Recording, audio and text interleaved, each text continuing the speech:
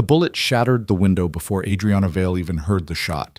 Glass exploded across the marble floor of her corner office as three figures in tactical gear stormed through the emergency stairwell. She reached for her phone, but a gloved hand slammed it from her grip. Within seconds, the youngest CEO in defense contracting history was dragged into the darkness, bound and hooded, while her billion-dollar empire burned in the distance. What she didn't know was that the quiet security guard she'd divorced 5 years ago, the man she'd dismissed as too ordinary for her world, was already moving through the shadows with the precision of the elite soldier he'd once been. Marcus Reed had spent years protecting her from threats she never saw coming. Tonight, she would finally learn the truth about the man she'd left behind. If you're watching from New York, London, Lagos, or anywhere in between, drop your city in the comments and hit that like button so I can see how far this story travels. Now let me tell you about the night everything changed. The security cameras in Sector 7 had been cycling through the same loop for exactly 4 minutes and 37 seconds. Marcus Reed noticed it immediately, his fingers pausing over the keyboard in the dimly lit monitoring station on the 3rd floor of Vanguard Defense Solutions headquarters. Most people wouldn't have caught the discrepancy. The timestamp flickered so subtly that even the day shift supervisor had missed similar anomalies 3 times in the past month. But Marcus wasn't most people. He leaned back in his chair, the springs creaking softly in the silence of the midnight shift, and watched the screens with the kind of focused stillness that made him nearly invisible. 32 years old, lean and controlled in his movements, Marcus had the sort of presence that people overlooked, deliberately so. His dark eyes tracked the repeating footage of the executive parking garage, while his mind cataloged every deviation from normal protocol. Someone was coming for her. The realization settled into his bones with the cold certainty of combat experience. He'd felt this before, in places where the air tasted like copper and dust, where seconds separated life from bleeding out in the sand. His right hand moved to his hip instinctively before he remembered. He wasn't that person anymore. Hadn't been for 6 years, 3 months, and 14 days. Now he carried a flashlight and a 2-way radio, not the tools that had once made him one of the most effective operators in special operations. Marcus pulled up the building's security manifest on his secondary screen. The executive floor showed only one occupied office. Adriana Vale, CEO, logged in since 7 p.m. Working late again, pushing herself the way she always had, driven by something he'd never quite understood even when they'd been married. Even when they'd shared a bed and whispered promises in the dark that neither of them had been equipped to keep. He exhaled slowly, forcing his heartbeat to remain steady as he switched to the live feed from the parking garage. 3 vehicles had entered in the last 20 minutes, unusual for this hour, but not impossible. Vanguard Defense Solutions operated on government contracts that sometimes demanded odd hours. But the vehicles themselves bothered him. 2 black SUVs with tinted windows and 1 panel van, all with dealer plates that were likely fake. They'd parked in a formation that created a blind spot from the main security station. Professional. Coordinated. Dangerous. Marcus's phone buzzed in his pocket. He glanced at the screen. A text from his daughter, Maya. "Daddy, can we have pancakes tomorrow? I miss you." 7 years old and already negotiating breakfast like she was brokering international treaties. She had her mother's intelligence, her strategic mind, but she had Marcus's quiet determination. His throat tightened as he typed back a quick response. "Absolutely, princess. Chocolate chip or blueberry?" The answer came immediately. "Both." He smiled despite the tension coiling in his chest. Maya was with Mrs. Patterson next door, safe in their modest apartment in Queens, probably already asleep with her stuffed elephant tucked under her chin. She had school in the morning. He had promised to pick her up at 3, maybe take her to the park if the weather held. But first, he had to make sure her mother survived the night. Marcus stood, his movements economical, as he checked his watch. 12:47 a.m. The shift supervisor, Derek, was on his dinner break, meaning Marcus had exactly 18 minutes before anyone else would be monitoring this station. He pulled up the emergency protocols on his screen, his fingers moving across the keyboard with practiced efficiency as he activated the silent alarm that would alert the nearest police precinct. Response time in this part of Manhattan was typically 12 to 15 minutes for a priority call. Not fast enough, He grabbed his jacket from the back of his chair and headed for the emergency stairwell, moving with the kind of purposeful calm that came from years of training. The building's architecture was etched into his memory. Every blind spot, every access point, every potential extraction route. He'd studied it methodically over the past 3 years, ever since he'd taken this position. Not because he'd expected trouble, but because Marcus Reed never stopped being a soldier. He'd just learned to hide it better. The stairwell was concrete and cold, his footsteps echoing softly as he descended. His mind was already running scenarios, calculating probabilities. 3 vehicles meant at least 6 operators, possibly 9. They'd disabled the cameras, which required either inside help or sophisticated equipment. The timing suggested they knew Adriana's schedule, knew she'd be alone on the executive floor. This wasn't random. This was targeted. Marcus reached the parking garage level and paused at the door, listening. Voices. Low, professional, speaking in clipped phrases that suggested military or paramilitary training. He recognized the cadence, the efficient communication style. These weren't amateurs looking for a quick ransom. They were specialists. He eased the door open a crack, just enough to see without being seen. 4 men in tactical gear were moving toward the executive elevator, carrying zip ties and black hoods. One of them spoke into a radio. Target confirmed on the 23rd floor, moving to intercept. Extraction window is 4 minutes. Marcus's jaw tightened. 4 minutes. They'd planned this down to the second, accounting for response times and security protocols. Someone had fed them detailed information about Vanguard's operations. Someone on the inside. He let the door close silently and took the stairs 2 at a time, his legs burning as he climbed 23 floors in under 3 minutes. Years of running with Maya in the park, of maintaining the physical discipline that had been drilled into him during selection training, paid off now. His breathing was controlled, his mind clear despite the adrenaline coursing through his system. The executive floor was quiet when he emerged from the stairwell, the polished marble floors gleaming under recessed lighting. Adriana's office was at the far end of the hall, its glass walls offering a view of the Manhattan skyline that probably cost more than most people made in a year. He could see her silhouette through the frosted glass, bent over her desk, completely unaware of what was coming. Marcus moved quickly, staying low as he approached her office. He needed to get her out before the attackers arrived. Simple extraction, no contact, no questions.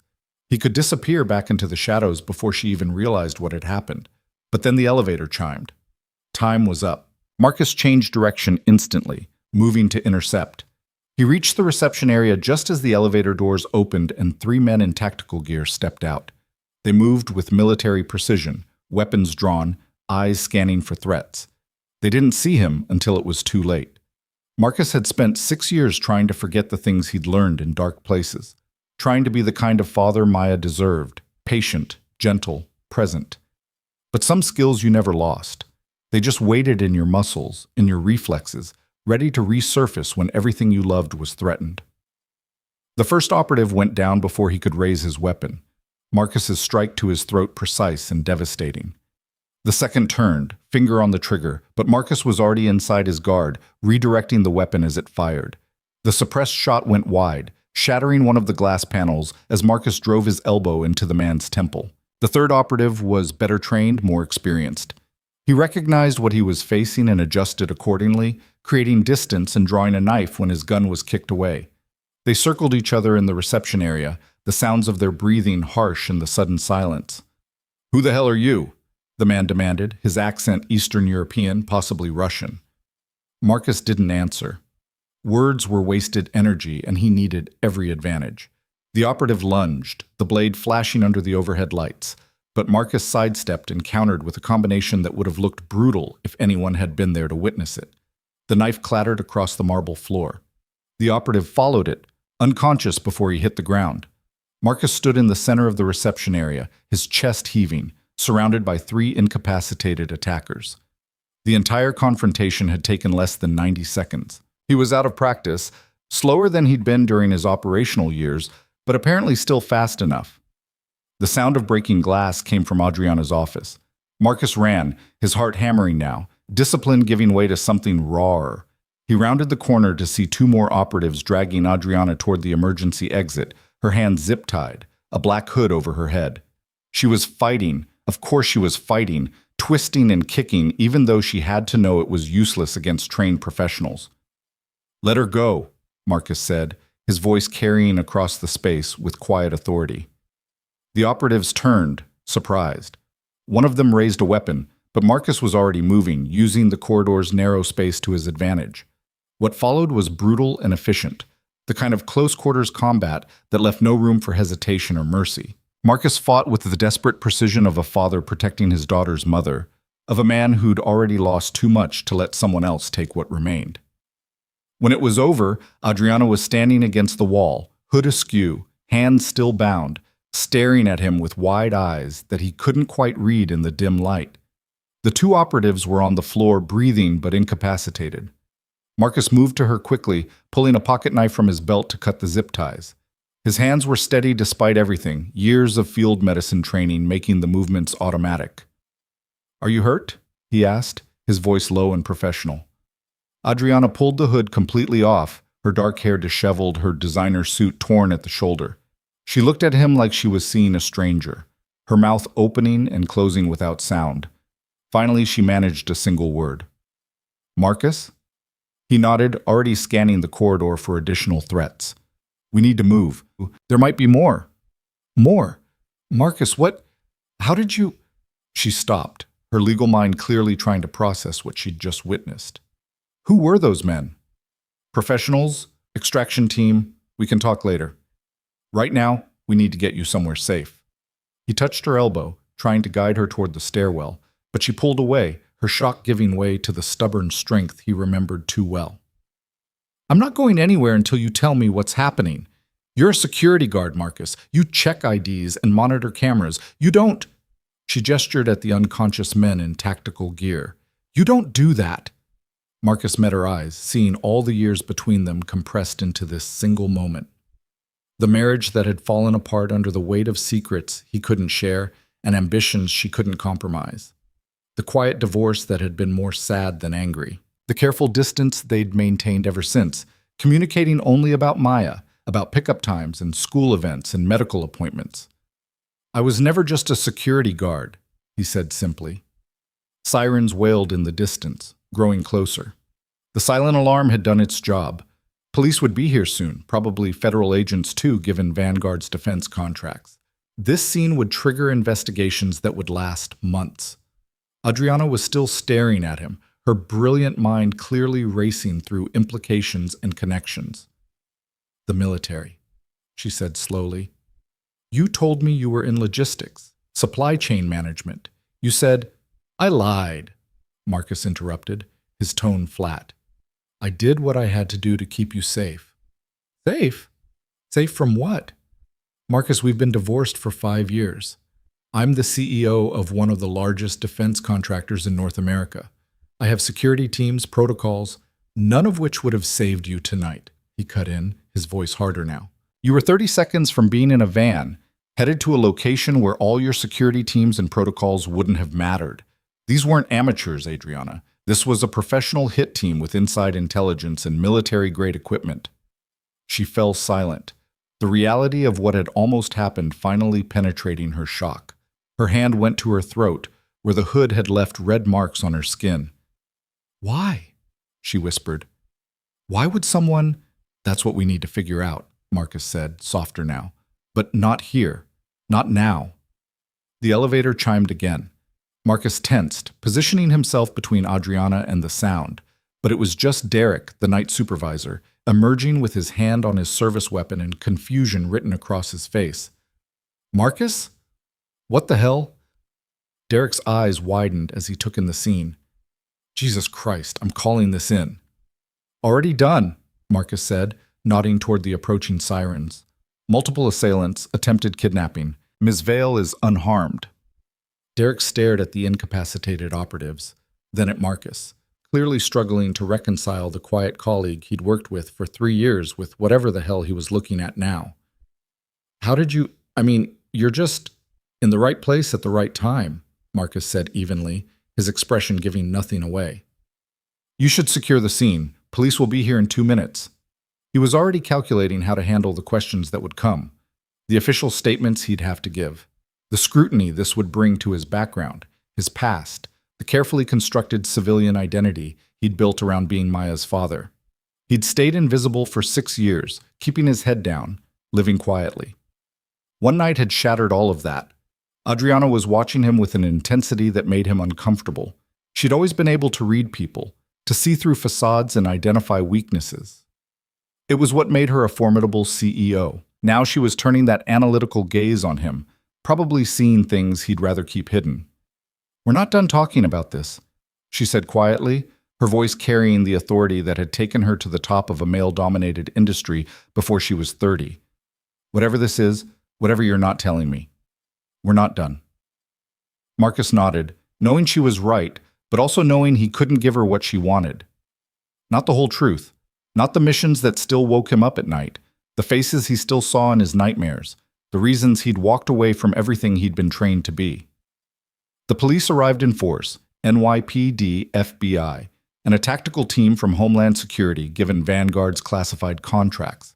Marcus gave his statement 3 times to 3 different agencies, each version carefully edited to include only what could be verified.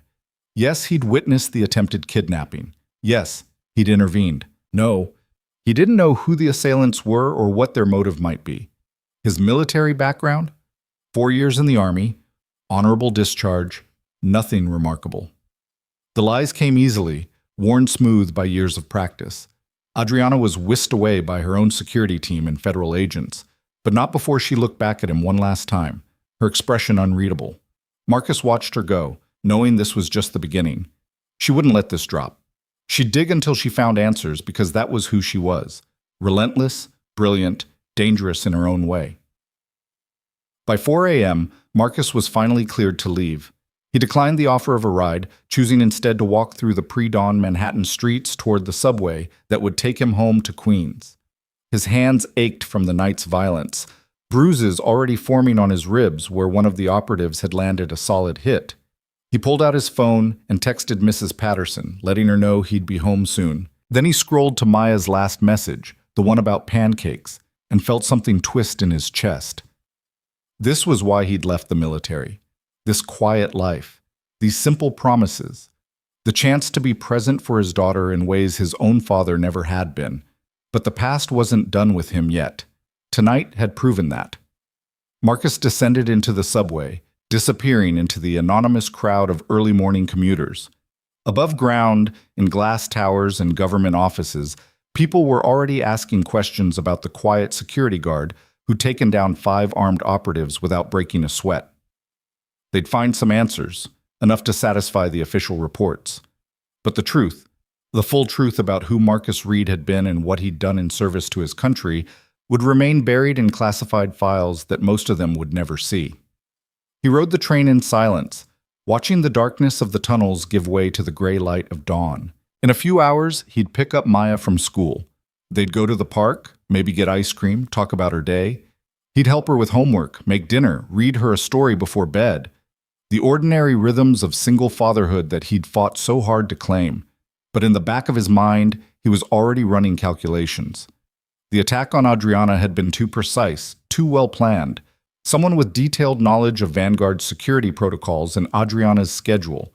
Someone on the inside who wanted her gone. And if they'd tried once, they'd try again. Marcus emerged from the subway into the familiar neighborhood where he'd built his quiet life. The Korean grocery was just opening, the owner arranging produce with methodical care. The bodega on the corner was brewing its first pot of coffee, the scent drifting through the morning air. This was his world now, small, manageable, safe. But as he climbed the stairs to his apartment, he couldn't shake the memory of Adriana's eyes in that corridor, the way she'd looked at him like he was a stranger. Maybe he was. Maybe the man she'd married, the one she'd thought she'd married, had never really existed at all. He let himself into the apartment quietly, not wanting to wake Maya. But she was already up, curled on the couch in her pajamas, her stuffed elephant clutched tight, watching cartoons with the volume low. "Daddy!" She launched herself at him, and Marcus caught her, holding on maybe a little tighter than necessary. "Hey, Princess, you're up early. Mrs. Patterson said you had to work late. Did you catch any bad guys?" Marcus's throat tightened. If only she knew. Just did my job, sweetheart. Nothing exciting. Maya pulled back to look at him, her dark eyes, so much like her mother's, searching his face with the unsettling perception that 7-year-olds sometimes had. You look tired, Daddy. I am tired, he admitted, but I promised you pancakes, didn't I? Her face lit up with the kind of pure joy that made everything else fade into insignificance. Chocolate chip and blueberry. That's right. Go brush your teeth, and I'll get started. She ran off toward the bathroom, her elephant trailing behind her, and Marcus stood in his small kitchen, looking at the space he'd created for them. Nothing fancy, nothing like the penthouse Adriana probably lived in now, but it was theirs, safe, real. His phone buzzed. Unknown number.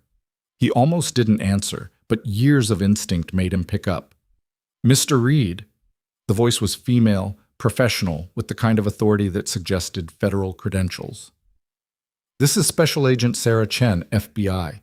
We need to talk about what happened tonight. Marcus closed his eyes, already knowing where this was headed. I gave my statement. I read it, very thorough, very professional, also very incomplete. A pause. Your military record is interesting, Mr. Reed, or at least the parts of it that aren't classified. I don't know what you're talking about. No, I'm sure you don't.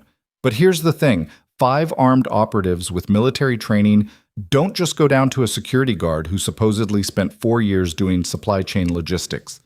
So either you're the luckiest man in New York, or there's more to your story. Marcus said nothing, listening to Maya sing to herself in the bathroom, the sound of normalcy that he'd fought so hard to protect. I'm not trying to jam you up, Agent Chen continued, but Ms. Vale is a high-value target with access to classified defense contracts. Someone wanted her badly enough to risk a military-style extraction in the middle of Manhattan. That suggests this isn't over. And if you know something that could help us protect her— I don't, Marcus interrupted. I was in the right place at the right time. That's all. Right. Agent Chen's skepticism was audible. Well, if you remember anything else, give me a call. And Mr. Reed, watch your back. People who can do what you did tonight tend to have enemies who don't forget. The line went dead. Marcus set his phone on the counter and started gathering ingredients for pancakes, moving through the familiar motions while his mind raced. Agent Chen was right about one thing. This wasn't over. Whoever had sent that extraction team would regroup, reassess, try again, and next time, they might not be so focused on Adriana. Next time, they might go after the people he loved. Maya emerged from the bathroom, her face freshly scrubbed, her elephant under her arm. Ready for pancakes, Daddy? Marcus smiled, pushing down the fear that threatened to surface. Let's make the best pancakes in Queens.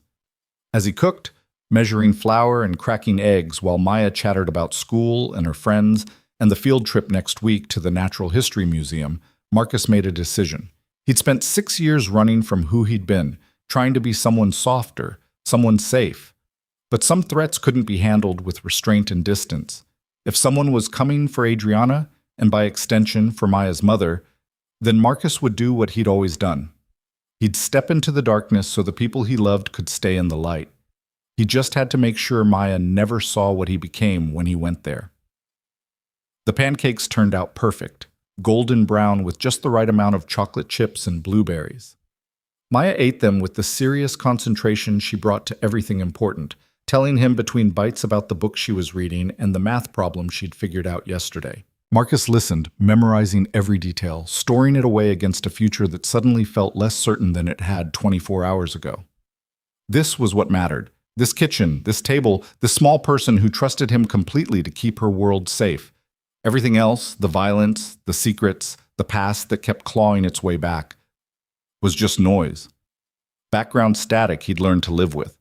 But as he watched Maya finish her breakfast and grab her backpack for school, Marcus couldn't quite shake the image of Adriana's face in that corridor, the moment she'd realized that the man she thought she'd known had never existed at all. The truth had always been there, hidden in plain sight. She just hadn't known where to look. Now she did. And that changed everything. The call came 3 days later, just as Marcus was helping Maya with her math homework at their small kitchen table. The afternoon sun slanted through the window, catching dust motes in the air, and for a moment everything felt impossibly normal. Then his phone lit up with a number he recognized: Vanguard Defense Solutions, Executive Extension. "I need to take this, Princess," he said quietly, ruffling Maya's hair. "Keep working on those fractions." He stepped into the narrow hallway, his jaw already tightening. "Read." "Marcus." Adriana's voice carried that particular tone of controlled irritation that he remembered from their marriage, the one she used when she was about to demand answers whether he wanted to give them or not. "We need to talk, face to face." "I gave my statement to the authorities. There's nothing else to discuss." "Really? Because the FBI seems to think otherwise. They've been asking very interesting questions about your background. Questions I can't answer because apparently I never knew my own husband." Marcus closed his eyes, pressing his forehead against the cool wall. "Ex-husband. And what happened the other night doesn't change anything between us." "It changes everything," Adriana shot back. 5 men, Marcus, trained operatives. You took down 5 armed men like it was nothing. The security footage, what wasn't disabled, shows someone who moves like special forces. And when I pulled what I could access of your military records, huge sections are redacted, classified at levels that require congressional oversight. "Adriana, don't." Her voice cracked slightly, showing the fear beneath the anger. "Don't tell me it doesn't matter. Someone tried to kidnap me. They knew my schedule, my security protocols, everything. And the only reason I'm alive is because the man I thought I knew turned out to be someone completely different." In the kitchen, Maya called out, "Daddy, I'm stuck on number 7. "1 second, sweetheart," Marcus replied, then lowered his voice further. "What do you want from me?" "The truth. Tonight, there's a restaurant in Brooklyn, quiet place called Orchard Hall. 8 o'clock, just you and me, no lawyers, no agents. You owe me that much." She hung up before he could refuse, leaving Marcus staring at his phone in the dim hallway. Through the doorway, he could see Maya bent over her homework, her tongue sticking out slightly in concentration the way it always did when she was thinking hard. She looked so much like Adriana in that moment that his chest ached. He'd spent 5 years keeping these 2 parts of his life separate: the warrior he'd been and the father he was trying to become. Now they were colliding, and he had no idea how to prevent the damage. Mrs. Patterson agreed to watch Maya that evening with her usual kindness, asking no questions when Marcus showed up at her door in actual slacks and a button-down instead of his usual jeans. Maya hugged him goodbye, making him promise to bring back dessert, completely unaware that her father was about to explain to her mother why their marriage had been built on carefully constructed lies. Orchard Hall was tucked into a quiet corner of Brooklyn Heights, the kind of place where conversations could be had without being overheard. Marcus arrived 15 minutes early out of habit, scanning exits and sightlines before taking a corner table that gave him a view of both the entrance and the kitchen. Old instincts died hard. Adriana arrived exactly on time, because of course she did. She'd always been punctual to the point of obsession, treating tardiness like a personal failure. She wore a charcoal suit that probably cost more than his monthly rent, her dark hair pulled back in a severe bun that emphasized her sharp cheekbones. But there were shadows under her eyes that makeup couldn't quite hide, and her hands trembled slightly as she sat down across from him. "You look tired," Marcus said quietly. "I haven't slept in 3 days." She ordered a scotch from the waiter without looking at the menu, then fixed Marcus with those intelligent eyes that had first attracted him a decade ago. "Every time I close my eyes, I see those men dragging me toward the exit, feel the hood over my face. I keep wondering what would have happened if you hadn't been there. But I was there." "Why?" She leaned forward, her voice intense. "You work the overnight shift, Marcus. You should have been on the 3rd floor, monitoring cameras. Instead, you were on the executive level at the exact moment I needed you. That's not coincidence." Marcus was quiet for a long moment, weighing what he could safely reveal against what she deserved to know. The waiter brought Adriana's scotch and took Marcus's order for water, giving him time to construct his response. "I noticed irregularities in the security footage," he finally said. "The cameras were looping. Someone had compromised the system." "So you came to investigate? Alone? Without backup? Without even alerting your supervisor?" "There wasn't time." "No." Adriana shook her head, her fingers tight around her glass. "That's not the whole truth. You moved like you knew exactly what you were doing, like you'd done it 1,000 times before. Those men were professionals, Marcus. I've seen the reports. Former military, probably mercenaries. And you took them apart like they were nothing. I got lucky. Stop lying to me.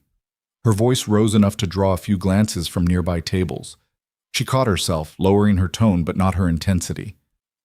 I spent 5 years married to you. 5 years thinking I knew you. You told me you were in Army logistics, that you'd never seen combat, that your discharge was routine.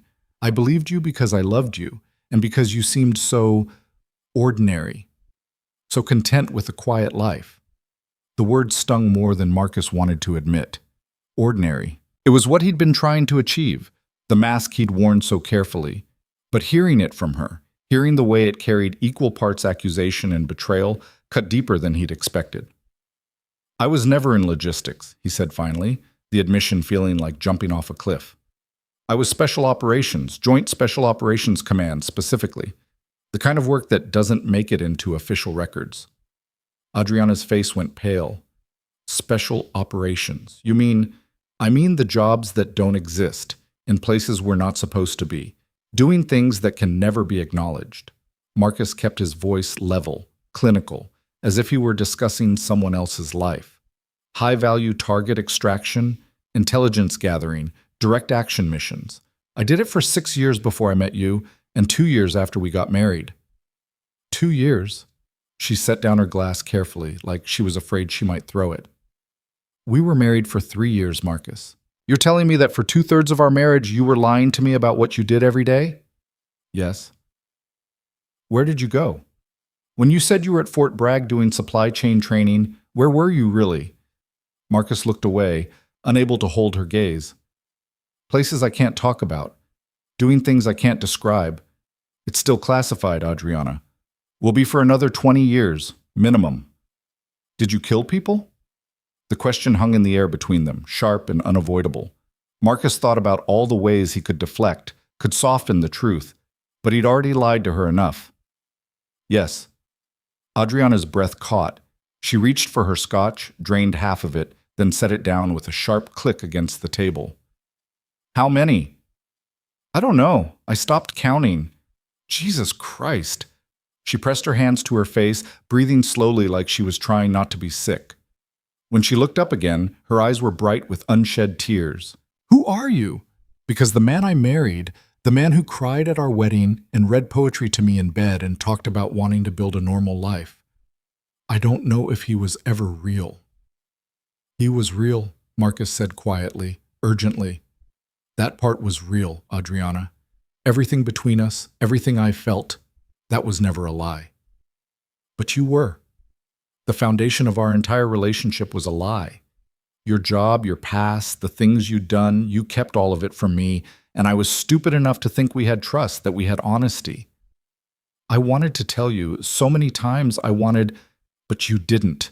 She cut him off, her voice cold now, controlled. You made a choice every single day to keep lying. Even when I told you I wanted a partner who trusted me enough to be vulnerable. Even when we were struggling and I kept asking why you seemed so distant, so somewhere else. You just kept lying. Marcus had no defense.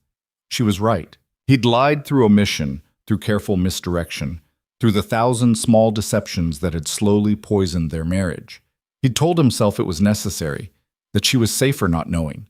But the truth was simpler and uglier. He'd been afraid. Afraid that if she knew what he really was, what he'd done, she'd look at him exactly the way she was looking at him now. Like he was a stranger. Like he was dangerous. Why did you leave? Adriana asked after a long silence. The military, I mean. You came home one day and said you were done, that you'd decided not to re-enlist. What happened? Marcus's hands tightened on his water glass. This was the part he'd never told anyone, the mission that had ended his career and nearly broken him completely. There was an operation, he said slowly. Target was a high-value individual in a compound in Syria. We had intelligence that he was planning an attack that would have killed hundreds, maybe thousands. The mission was approved at the highest levels. Everything was clean, by the book. What went wrong? Our intelligence was wrong. The target had moved 2 days earlier. The compound we hit was being used as a school. Temporary, set up by local aid workers trying to teach kids whose regular schools had been destroyed. Marcus's voice remained flat, emotionless, even as the memories clawed at him. We breached at dawn. By the time we realized what we'd actually hit, it was too late. 17 casualties, mostly children. Adriana's hand flew to her mouth. Oh my God. The official report called it an unfortunate mistake. Faulty intelligence, unavoidable tragedy, no disciplinary action recommended. They wanted me to go right back out, next mission, like nothing had happened. Like those kids didn't matter because they were in the wrong place at the wrong time. So you left. I left. Came home to you and Maya and tried to figure out how to be a person again instead of a weapon. But I was already broken, and you knew it. You just didn't know why. Adriana was quiet for a long time, her gaze distant. I remember that period. You'd wake up screaming. You couldn't be in crowds. Loud noises made you flinch. I thought it was just adjustment to civilian life, that you'd get better. I tried, but I couldn't tell you what I was trying to recover from. Couldn't explain why I'd lie awake at night seeing faces, hearing screams. The therapist the Army sent me to said I had PTSD, gave me pills that made everything fuzzy. I stopped taking them because I needed to be present for Maya, but that meant dealing with everything else on my own. That's when I started asking for the divorce, Adriana said softly. Not because you were broken, but because you wouldn't let me help. You shut me out completely. I felt like I was living with a ghost. You were. I was barely there, even when I was standing right in front of you. Marcus met her eyes, letting her see the regret he usually kept buried. I know I failed you, failed us. The divorce was my fault, not yours. You did everything you could to save our marriage, and I just couldn't be what you needed. What about now? Adriana's voice was barely above a whisper. Are you still broken? Marcus considered the question carefully. I'm better. Maya helped. Having to be present for her, having to be the father she deserved, it gave me a reason to fight through the worst of it. I'm not the same person I was when we were married, not the operator who could compartmentalize everything, but I'm not the ghost anymore either. The other night, when you fought those men, were you okay? It was such a Adriana question, cutting through everything else to the human concern underneath. Despite everything, despite the lies and the divorce and the years of careful distance, she still cared, still worried about him. I was fine, he said honestly. It was different than the missions. This time I knew exactly what I was protecting and why. There was no ambiguity, no question about whether I was doing the right thing. You needed help. I helped. Just like that? Like it was nothing? Like it was everything. Adriana looked down at her hands, blinking rapidly. I've been so angry at you. For days I've been furious that you lied, that you kept all of this from me, but right now I'm just grateful. Those men would have taken me somewhere, done something terrible, and you stopped them. You saved my life. It's not over, Marcus said quietly. Whoever sent that team isn't going to stop. They wanted you for a reason, and they have the resources to try again. The FBI said the same thing. They want to put me in protective custody until they can identify the threat. That's smart. You should do it. Adriana shook her head firmly. I have a company to run, Marcus. Contracts worth billions, thousands of employees, depending on decisions I need to make. I can't just disappear into a safe house and let everything fall apart. Better than being dead. Is it? She leaned forward, her expression intense. I built Vanguard from almost nothing. When I took over as CEO, the board thought I was too young, too inexperienced. They waited for me to fail. Instead, I tripled our revenue and secured contracts that made us essential to national defense. This company is my legacy, my proof that I belong in spaces where people like me aren't supposed to fit. I won't let some faceless threat take that away. Marcus recognized that tone, that absolute certainty. It was what had attracted him to her in the first place. This brilliant woman who refused to accept limitations. It was also what had driven them apart, her unwillingness to compromise even when compromise was the safest path. Then you need better security, he said. Real protection, not just the corporate guards Vanguard uses now. I'm hiring a professional firm. The FBI recommended several. That's not enough. If these people could infiltrate Vanguard's security protocols once, they can do it again. You need someone you can trust absolutely, someone who knows how operators think, how they plan.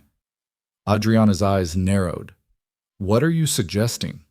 Marcus hadn't planned to say it, hadn't even fully formed the thought until this moment. But sitting across from her, seeing the fear she was trying so hard to hide beneath layers of CEO confidence, he knew what he had to do. Let me help. I still work overnight at Vanguard. I know the building, the systems, the weak points, and I have experience with exactly this kind of threat. You want to protect me? Marcus, you're raising our daughter. You can't risk yourself. Maya needs her mother, he interrupted. She needs you alive and safe and running your company. Whatever my feelings about you, about us, that doesn't change. I won't let someone hurt her by hurting you. Adriana was quiet, her brilliant mind clearly working through implications and complications. The FBI won't like it. Having a civilian involved in active protection. I'm not a civilian. Not really. My clearances are still active, even if I'm not using them. And I have skills that most private security firms don't. You mean you know how to kill people? I mean, I know how to keep people alive. There's a difference. Marcus kept his voice steady, professional. I'm not asking to be your bodyguard. I'm offering to consult, to review your security, and identify vulnerabilities. Behind the scenes, where it won't disrupt your work. And what do you want in return? The question surprised him. Nothing. This isn't a negotiation, Adriana. You're Maya's mother. That's enough. She studied him for a long moment, and he could see her weighing trust against necessity, pride against fear. Finally, she nodded slowly. Okay, but I have conditions. First, you report everything to me directly. No keeping secrets, no deciding what I need to know. If there's a threat, I hear about it immediately. Agreed.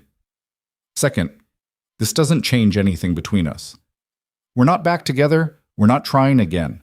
This is professional, for Maya's sake. You stay in your lane, I stay in mine. The words stung more than they should have, but Marcus nodded. Understood.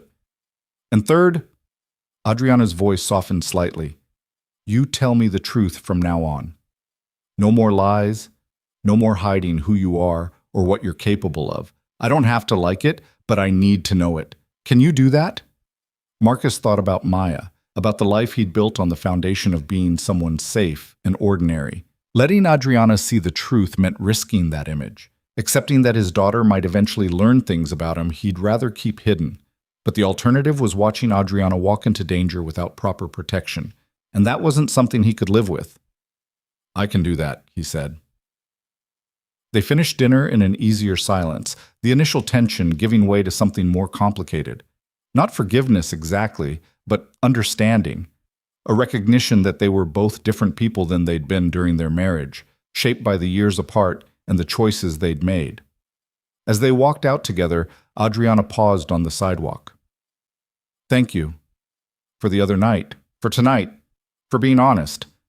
I know it wasn't easy. Nothing worth doing ever is, Marcus replied. Get home safe. I'll start reviewing Vanguard's security protocols tomorrow. Marcus? She touched his arm lightly, her hand warmed through his sleeve. Maya's lucky to have you. I hope you know that. He watched her walk to her car, a sleek black sedan with a driver who was probably former military himself. As she pulled away, Marcus felt the weight of new responsibility settling onto his shoulders. He'd spent 5 years trying to leave the warrior behind, trying to be just a father. Now he had to be both. His phone buzzed with a text from Maya. Mrs. Patterson made cookies. They're really good, Daddy. Marcus smiled, some of the tension easing from his shoulders. This was why he did it. Why he'd left the military. Why he fought so hard to be present and normal and safe. That little girl who thought cookies were the most important thing in the world, she was everything. He caught a cab back to Queens, his mind already working through Vanguard's security layout, identifying weaknesses and potential solutions. The building's architecture created natural choke points that could be exploited. The executive floor had too many access points, too many ways in that weren't properly monitored, and someone on the inside had to have helped the extraction team, which meant Adriana had enemies within her own company. Mrs. Patterson met him at the door with a knowing smile. She's asleep on the couch. Tried to wait up for you, but the cookies knocked her out. Marcus found Maya curled up exactly where Mrs. Patterson had said, still wearing her school clothes, her stuffed elephant tucked under her chin. He lifted her gently, carrying her to her room and tucking her in properly. She stirred, her eyes opening slightly. "Daddy, did you bring dessert?" "Tomorrow, princess. Go back to sleep." "Love you," she mumbled, already drifting off again. "Love you too, sweetheart. More than anything." He stood in her doorway for a long moment, watching her sleep, memorizing the peaceful innocence of her face. This was what he was protecting. Not just Adriana, not just the complex history between them, but this, the simple right of a 7-year-old to sleep without fear, to wake up with both her parents still in the world. Whatever came next, whoever had sent that extraction team, they'd made one critical mistake. They'd threatened Marcus Reed's family. And the man who'd walked away from special operations to become a father hadn't forgotten a single thing he'd learned in the darkness. He just hadn't needed to use it. Until now. Marcus pulled out his phone and typed a message to Adriana. "Send me everything on your current security protocols, employee access logs for the past 6 months, and any threats or unusual incidents from the last year. I'll need complete access to review properly." Her response came immediately, even though it was nearly midnight. "You'll have it by morning. Thank you, Marcus." He set his phone aside and moved to his own small bedroom, but sleep felt impossible. Instead, he opened his laptop and started making notes, his mind shifting into the analytical mode that had once made him one of the best operators in his unit. Patterns, vulnerabilities, solutions. The building layout, the personnel, the timing of the attack. Every detail mattered. Every piece of information could be the one that kept Adriana alive. Somewhere in the darkness of New York City, someone was planning their next move. Someone with resources, training, and motivation strong enough to risk a brazen attack on a defense CEO in the heart of Manhattan. Marcus intended to find them first. And when he did, they'd learn what happened when you threatened a father's family. They'd learn that the quiet man watching cameras in the overnight shift had once been something far more dangerous, something that still lived just beneath the surface, waiting for a good enough reason to resurface. They'd just given him that reason. In her room, Maya slept peacefully, dreaming whatever 7-year-olds dreamed about, probably unicorns in recess and chocolate chip pancakes. She had no idea that her father was planning a war to keep her world safe, that the man who kissed her goodnight and helped with her homework had once operated in the darkest corners of the world. And if Marcus had his way, she never would. Some truths were meant to stay buried. Some parts of yourself you locked away forever, bringing them out only when the people you loved needed protection. Tonight, Adriana had given him permission to be who he really was, to stop pretending he was just an ordinary security guard living an ordinary life. She'd asked for the truth, and Marcus had given it to her. Now he just had to make sure that truth didn't destroy everything he'd built in the process. The files arrived at 6 a.m., delivered by encrypted email that required 3 separate authentication steps to access. Marcus was already awake, had been for hours, sitting at his small kitchen table with coffee going cold beside him as he studied building schematics he'd pulled from memory. When the notification chimed, he opened the documents and started reading, his trained eye picking up vulnerabilities within the first 10 pages. Adriana's security was impressive on paper, multiple redundancies, vetted personnel, sophisticated surveillance systems, but impressive wasn't the same as impenetrable, and someone had already proven they could breach it. The question was how, and more importantly, who had helped them do it? Marcus was deep into the employee access logs when Maya shuffled out of her bedroom, her elephant dragging on the floor behind her. She climbed into his lap without asking, the way she always did in the mornings, her warm weight grounding him back to the present. "You're up early, princess," he murmured, kissing the top of her head. "You didn't sleep," she observed with the blunt honesty of children. "Your eyes look tired." "Just working on some things. How about we make breakfast together?" They moved through the familiar routine of scrambled eggs and toast, Maya chattering about the spelling test she had today and how her friend Emma had promised to trade snacks at lunch. Marcus listened, asking questions at the right moments, being present even while part of his mind continued analyzing threat patterns and security gaps. After he dropped Maya at school, Marcus headed to Vanguard instead of going home to sleep. He texted Adriana earlier, asking for a face-to-face meeting to discuss what he'd found. She'd agreed immediately, clearing her morning schedule with an efficiency that reminded him why she'd become CEO before 30. The lobby security recognized him now, though their expressions were different than they'd been a week ago. Word had spread about what happened on the executive floor, and Marcus could feel the curiosity in their gazes, the questions they were too professional to ask. He signed in and headed up, aware that his presence during daylight hours would raise eyebrows. Adriana's office still bore subtle signs of the attack: a replaced window, new security panels by the door, the slight rearrangement of furniture that suggested she'd needed to change something about the space where she'd almost been taken. She stood by that new window when he entered, looking out over Manhattan in a tailored navy suit that probably cost more than his car. "I read your preliminary assessment," she said without turning around. 37 security vulnerabilities identified in 12 hours. Should I be impressed or terrified?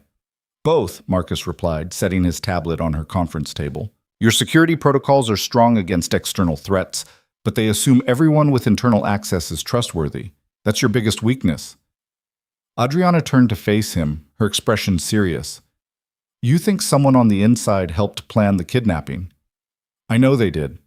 The extraction team had detailed knowledge of your schedule, which cameras were on backup systems, which exits had delayed alarm triggers.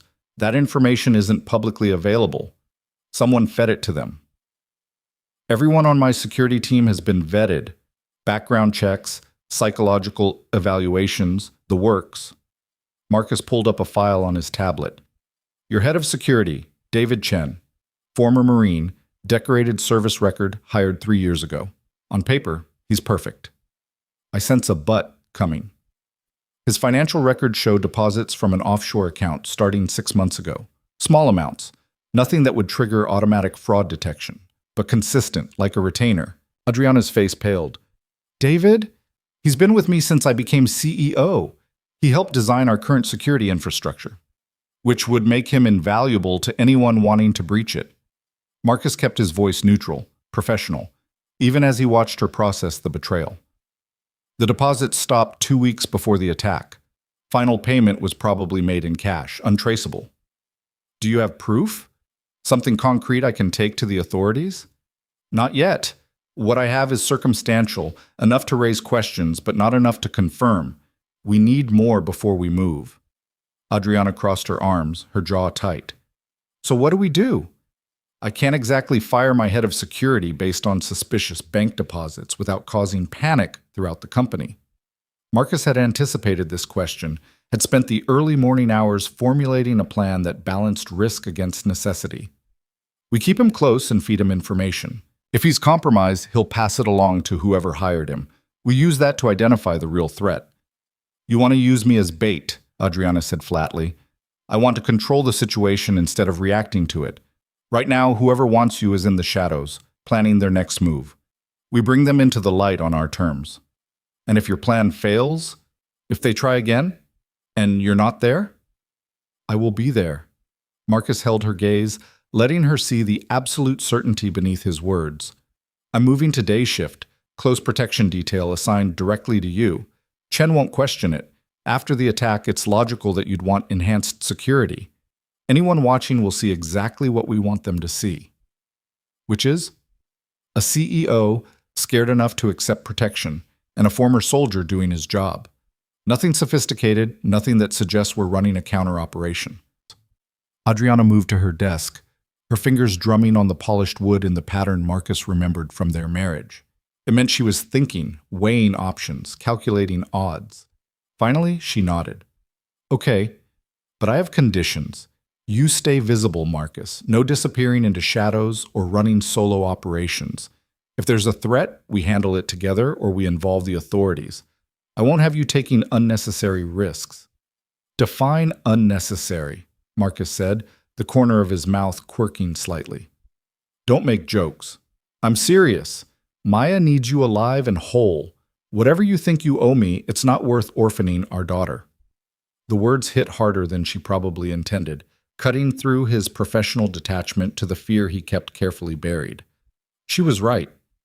Every risk he took, every time he put himself between Adriana and danger, he was gambling with Maya's stability. But the alternative, Standing aside and letting someone hurt her mother wasn't something he could live with either. "I'll be careful," he said quietly. "I promise." They spent the next 2 hours going over Adriana's schedule, identifying high-risk events and vulnerable moments. She had a board meeting in 3 days, a charity gala next week, and a site visit to a manufacturing facility in Virginia scheduled for the following month. Each represented a potential opportunity for another attack. "The gala concerns me most," Marcus said, studying the venue details. 800 guests, multiple entry points, serving staff from an outside catering company. Too many variables to control. "I can't skip it. I'm being honored for defense innovation. Half the Pentagon will be there, along with major investors and competitors. Not attending would signal weakness. Then we make it as secure as possible. I'll need to visit the venue in advance, review their security protocols, coordinate with their team." Adriana smiled slightly, the expression not quite reaching her eyes. "You're going to hate this, but you'll also need a tuxedo. Close protection means you'll be in the room, not watching from the security office." Marcus tried to imagine himself in formal wear, making small talk with defense contractors and military brass while scanning for threats. The image was so absurd, he almost laughed. "I'll look ridiculous." "You'll look fine. You used to clean up pretty well when you wanted to." There was something in her voice, a softness that reminded him of better times. Marcus looked up to find her watching him with an expression he couldn't quite read, part nostalgia, part something more complicated. "That was a long time ago," he said carefully. "Was it? Sometimes it feels like yesterday. Other times it feels like a completely different life." Adriana turned back to the window, her reflection ghostly in the glass. "I've been thinking about what you said at dinner, about Syria, about why you left. I Googled the incident, or tried to. There's nothing in the news archives, no mention of an operation that matches your timeline.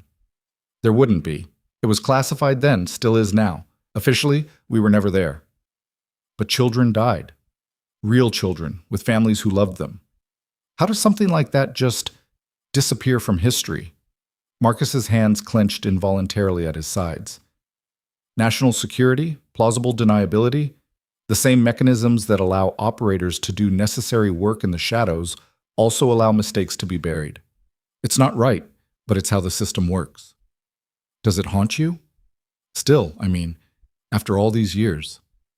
He could lie, could deflect and change the subject, but he'd promised her truth, and she deserved at least this much honesty.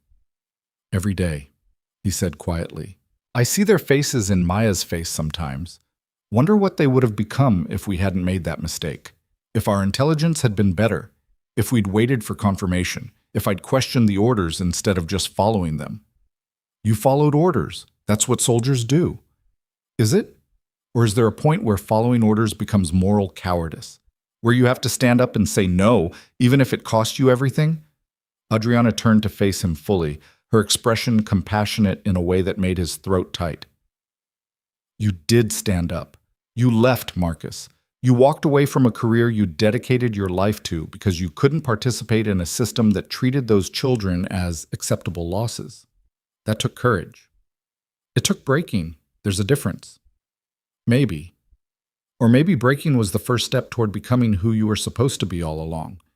Before Marcus could respond, Adriana's phone buzzed with an urgent notification. She glanced at it, her expression shifting from compassionate to all business in an instant.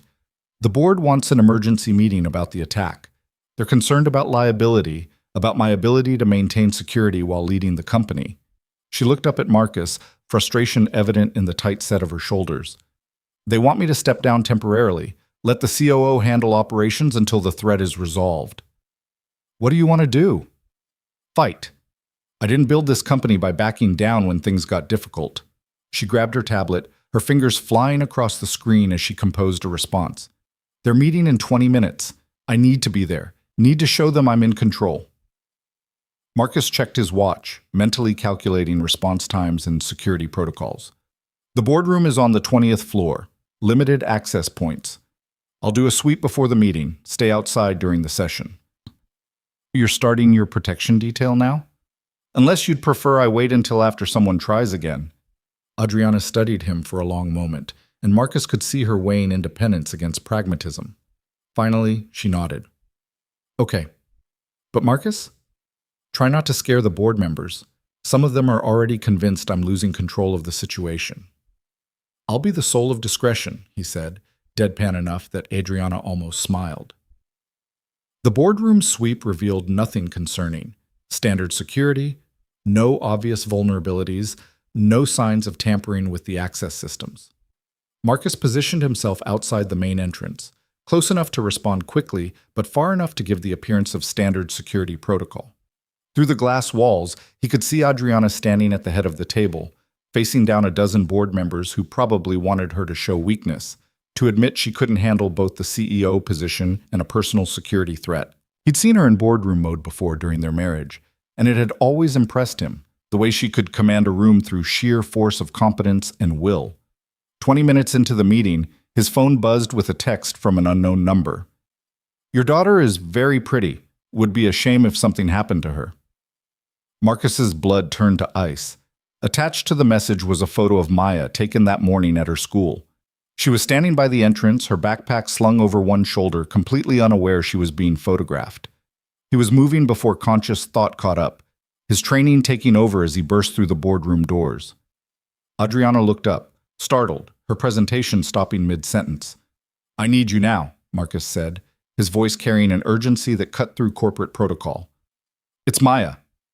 Adriana's face went white. She didn't ask questions, didn't hesitate. She grabbed her phone and followed Marcus into the hallway, the board members' protests fading behind them.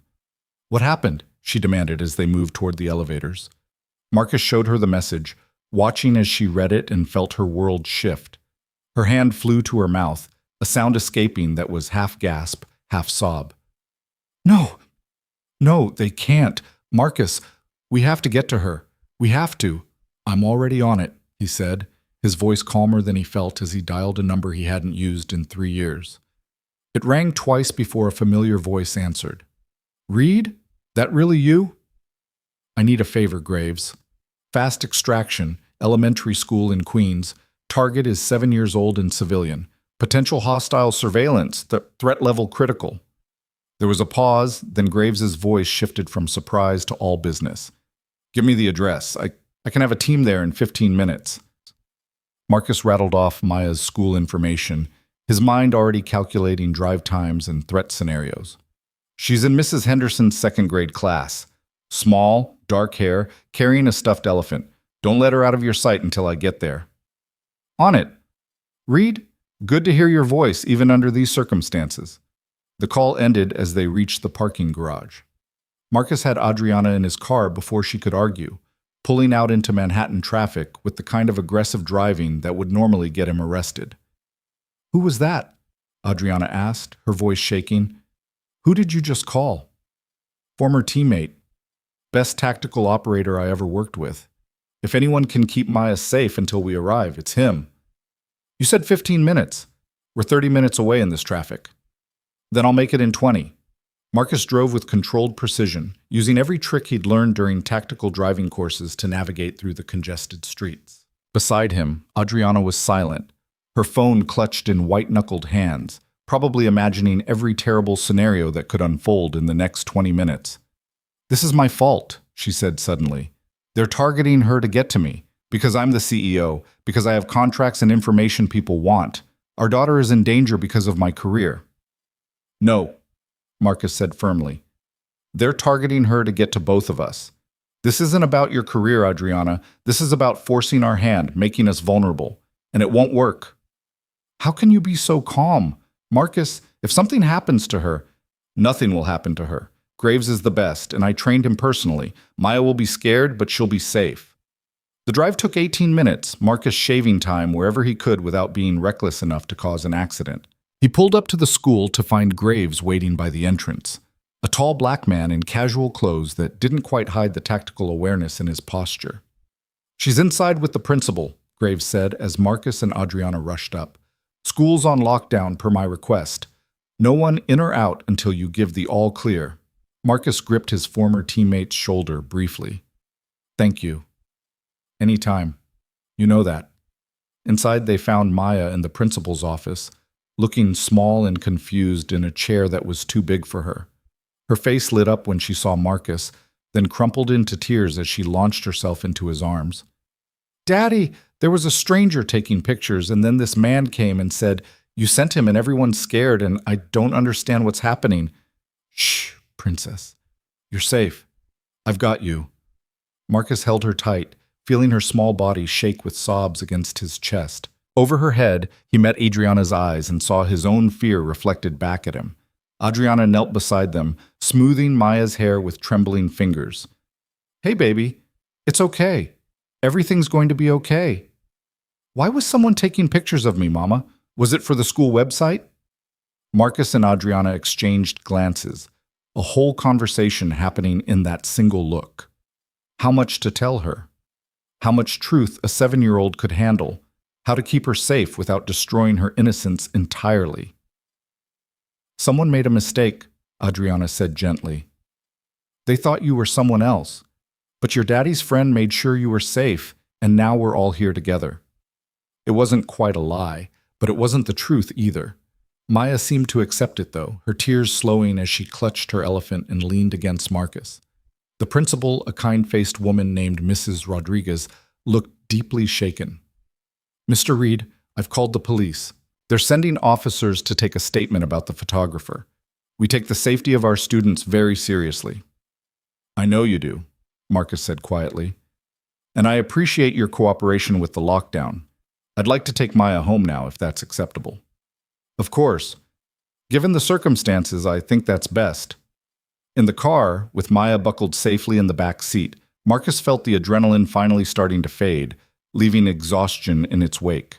Beside him, Adriana was making calls to her security team, to the FBI agent handling her case, to her assistant canceling the rest of her day's meetings. "I'm taking her to a safe location," Marcus said quietly, pitched for Adriana's ears only. "Somewhere no one knows about, where she can stay until this is resolved." "Where?" "Better if you don't know.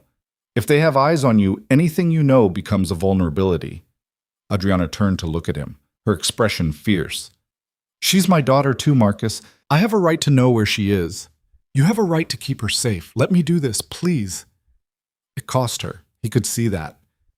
Adriana was used to being in control, to having all the information. Trusting him meant surrendering that control, and trust had never been their strong suit. "Okay," she finally said. "But I want updates. Every day, multiple times. I need to know she's safe." "You have my word." They drove to Marcus's apartment first, where he quickly packed bags for both himself and Maya. Clothes, toys, schoolwork, everything she'd need for an extended stay away from home. Maya watched from the couch, her elephant clutched tight, slowly realizing this wasn't just an afternoon adventure. "Are we going on a trip, Daddy?" she asked, her voice small. "A short one, Princess. Like a vacation." "Can Mama come?" Marcus looked at Adriana, saw the pain flash across her face. "Mama has to work. But we'll talk to her every day, okay?" Maya's lower lip trembled. "I don't want to go without Mama." Adriana crossed the room quickly, pulling Maya into a tight hug. "I know, baby, I know, but sometimes grown-ups have to do hard things to keep the people they love safe. Your daddy is going to take such good care of you, and I'll call you every single night before bed. Can you be brave for me?" Maya nodded against her mother's shoulder, though tears were streaming down her face. Marcus felt something crack in his chest watching them, remembering all the times the three of them had been a family, before secrets and lies had torn everything apart.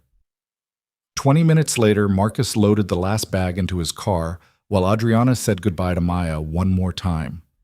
When she finally stepped back, her eyes were red but dry, her CEO mask firmly back in place.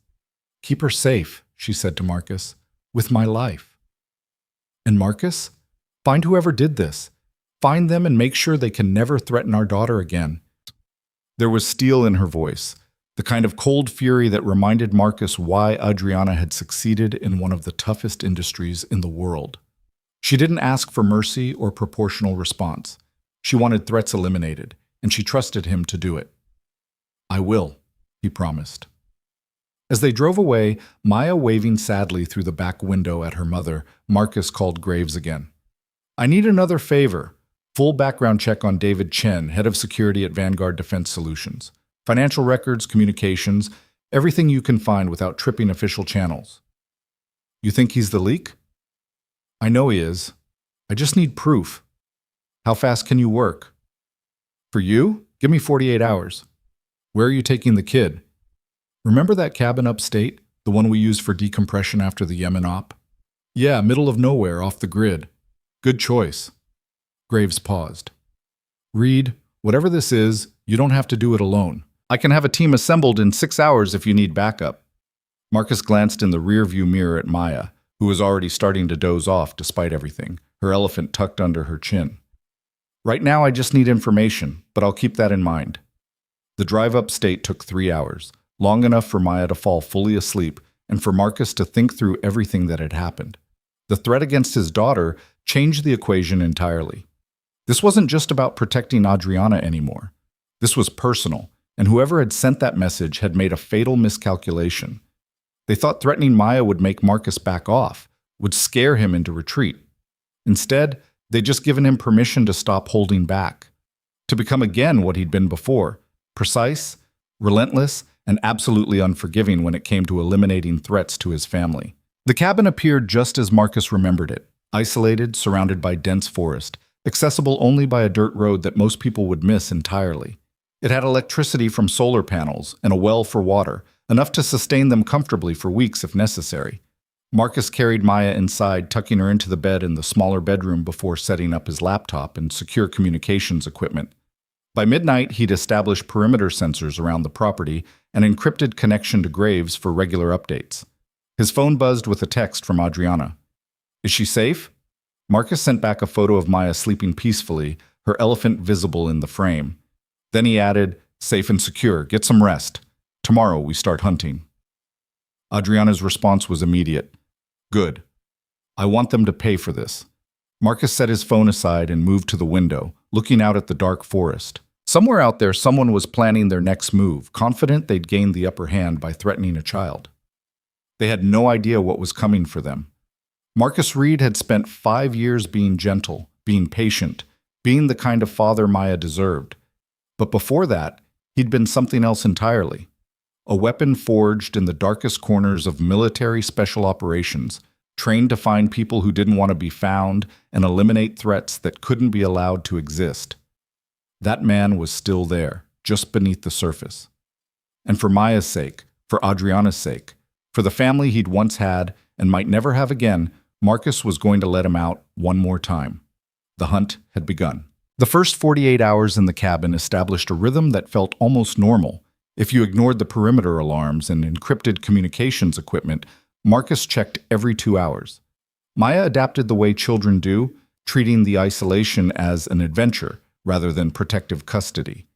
They made pancakes in the mornings, worked through her schoolwork at the small wooden table, and took walks through the forest where Marcus taught her to identify bird calls while simultaneously scanning for threats she didn't know to look for. Every evening at 7, Adriana called. Maya would curl up on the worn couch and talk for an hour, describing every detail of her day with the enthusiasm of a child who didn't understand why her mother's voice sounded strained, why every conversation ended with "I love you," repeated 3 times like a prayer. On the third night, after Maya had fallen asleep mid-sentence about the family of deer they'd seen that afternoon, Marcus took the phone outside to the porch where he could talk without waking her. "She's doing okay," he said quietly. "Better than I expected, honestly. She misses you, but she's not scared. That's because she doesn't know what's really happening." Adriana's voice was tight with exhaustion and something darker. "I can barely focus on work knowing she's hidden away because someone threatened her to get to us. Any movement on your end?" "The FBI is investigating the photographer, but he disappeared. Burner phone, fake credentials, no digital footprint. Professional, just like the extraction team." She paused, and Marcus heard papers rustling. "But I did something you're not going to like." Marcus's hand tightened on the phone. "What did you do?" "I confronted David Chen. Told him I knew about the offshore deposits. Asked him point blank if he was working against me." "Adriana, we talked about this.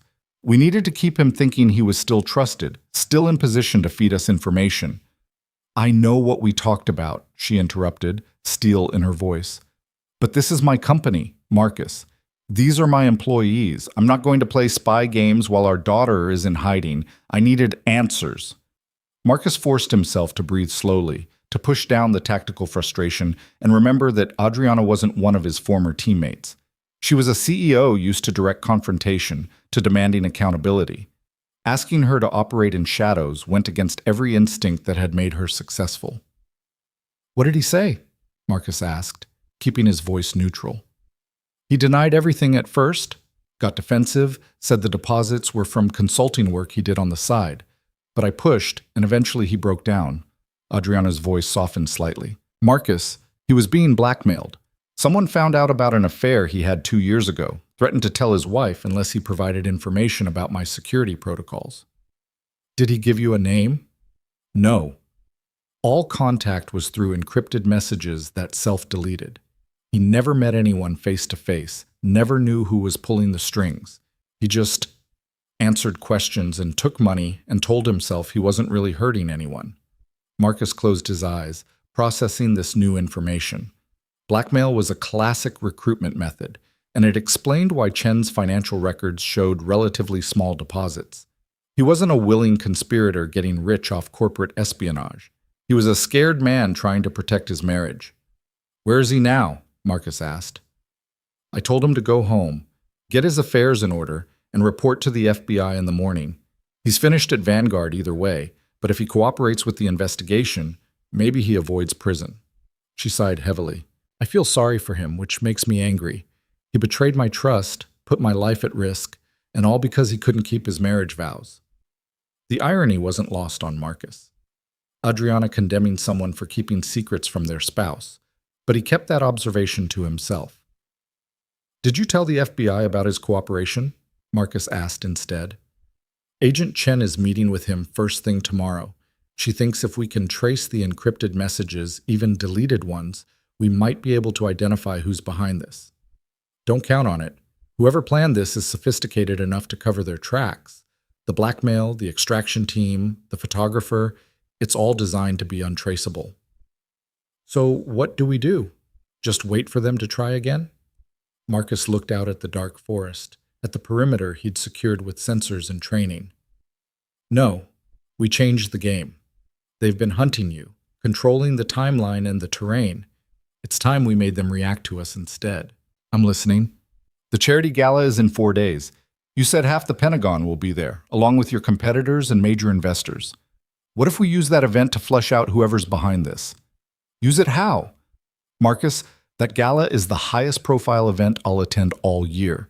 If something goes wrong, nothing will go wrong because we'll control every variable. But we need to make it look like you're vulnerable, like the threat against Maya has you rattled enough to let your guard down." Adriana was quiet for a long moment. "You want me to be bait again?" "I want you to be the CEO who refuses to be intimidated. Show up to that gala with your head high, minimal visible security, acting like you've already won. That kind of confidence will force whoever's after you to make a move, to take a risk they might not otherwise take. And when they do, I'll be ready, along with Graves and a team I trust with my life. We'll have eyes on every entrance, every server, every person who gets within 10 feet of you. And when they show themselves, we end this." He could hear her breathing on the other end of the line, could almost see her weighing risk against reward, fear against determination. "What about Maya?" she asked finally. "If something goes wrong at the gala, if they somehow get past you, say, 'She stays here with someone I trust,' former teammate, woman named Torres, who's pulled protection duty for diplomats' families. Maya will be safe no matter what happens in the city." "You've really thought this through." "It's what I do, Adriana, or what I used to do anyway." Marcus leaned against the porch railing, watching his breath fog in the cold night air. "I know you hate being used as bait. I know every instinct you have is screaming to fight back directly. But sometimes the best way to win is to look like you're losing until your opponent gets careless." "Is that a military strategy or a divorce analogy?" The question caught him off guard, and for a moment Marcus didn't know how to respond. Then he heard the slight crack in her voice and realized she wasn't being sarcastic. She was genuinely asking if he was talking about more than just tactical operations. "I never thought of our marriage as a battle. he said quietly. More like two people trying to navigate in the dark without a map. We both made mistakes. You made the mistake of lying. I made the mistake of not looking hard enough to see the truth. Adriana's voice was soft now, almost vulnerable. Do you ever wonder what would have happened if you told me everything from the beginning? About your real work, about Syria, about all of it?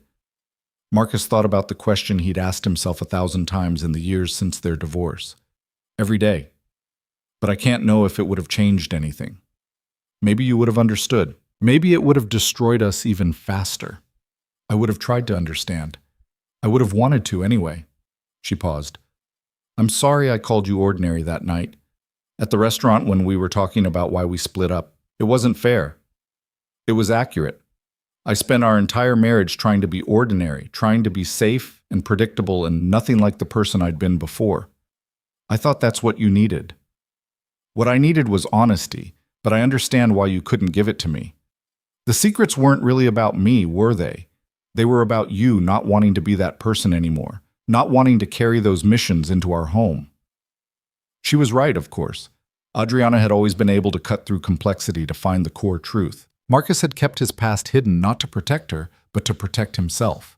From her judgment, from having to see his own actions reflected in her eyes, from admitting that the man he'd been in the darkness might be who he really was all along. I'm still that person, he admitted. I tried to leave him behind, tried to build something new with you and Maya. But he's still there, just under the surface. And when Maya was threatened, when I saw that photo of her at school, all the careful control I'd built just disappeared. I'm ready to do whatever it takes to keep you both safe, and that scares me. Because I know what I'm capable of when I stop holding back. Maybe that's exactly what we need right now, Adriana said softly. Not the gentle father trying to be someone he's not, but the soldier who knows how to win when everything is on the line. I trust that person, Marcus, even if he terrifies me a little. They ended the call soon after, both needing to process what had been said and what it meant for the fragile understanding they were building.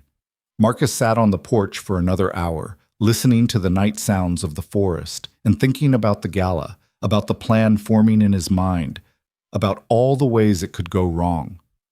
Inside, Maya stirred in her sleep, calling out softly for her elephant. Marcus went to her, tucking the stuffed animal more securely under her arm and smoothing her hair back from her forehead.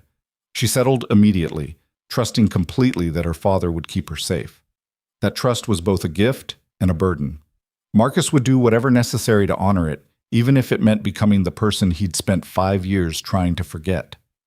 The next morning, Torres arrived just after dawn, a compact woman in her 40s with sharp eyes and the kind of calm competence that came from years of high-stakes protection work. She and Marcus had served together on 3 separate deployments, and he trusted her judgment implicitly. Cute kid, Torres said, watching through the window as Maya fed pieces of her breakfast pancake to a bold squirrel. Looks like her mother. Acts like her too. Smart, stubborn, doesn't take no for an answer. Torres smiled. Good traits to have. She'll need them if she's your daughter. Her expression turned serious. Graves briefed me on the situation.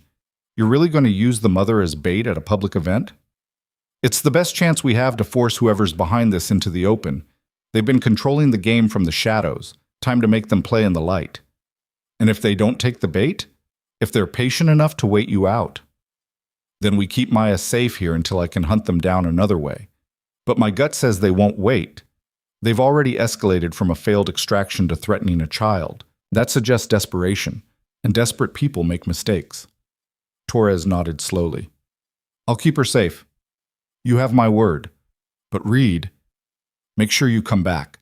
That little girl needs her father more than she needs revenge against whoever threatened her. The words stayed with Marcus as he prepared to return to the city, as he explained to Maya that he had to go help her mother with something important, but would be back soon. She cried when he left, clinging to him and begging him not to go, and it took everything Marcus had to gently disentangle himself and walk out to his car. The drive back to Manhattan felt longer than it should have. Every mile weighted with the knowledge that he was leaving Maya behind to walk back into danger. But Torres was right. This wasn't about revenge.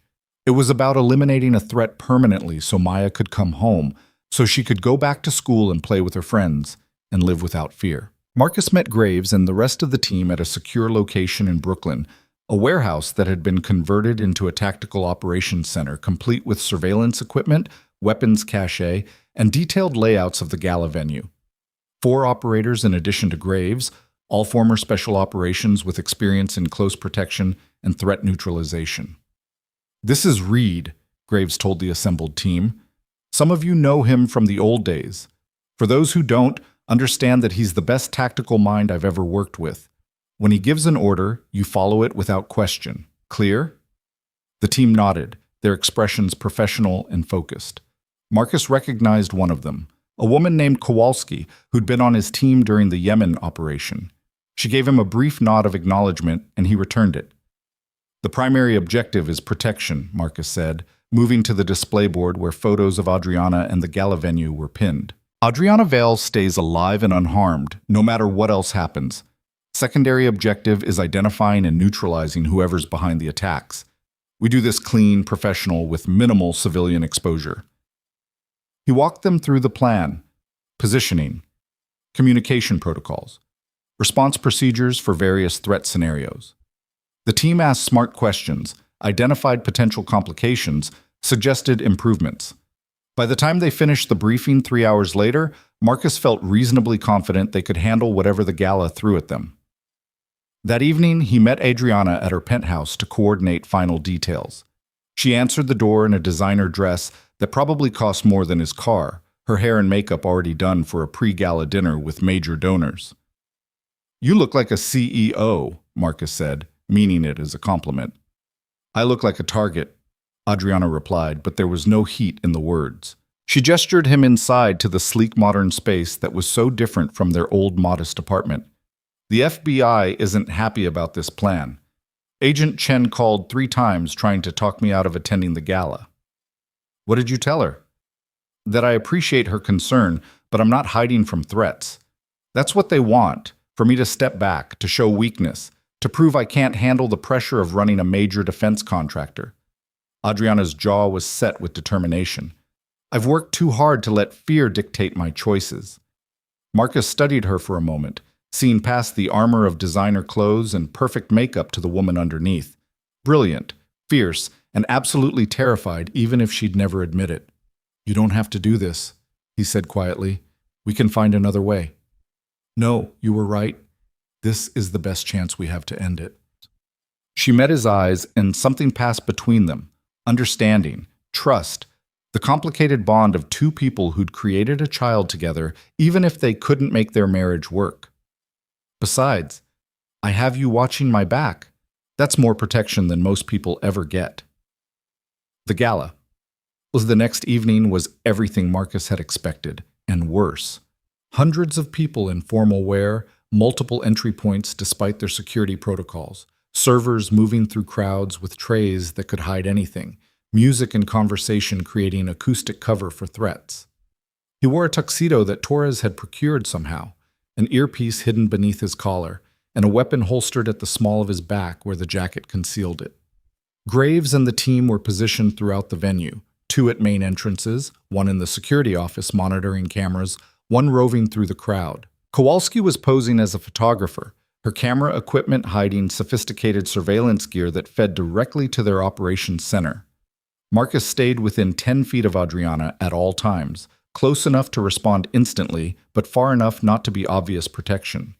She worked the room with practiced ease, shaking hands and making conversation with Pentagon officials and corporate executives, giving no indication that she was anything other than a confident CEO at the peak of her career.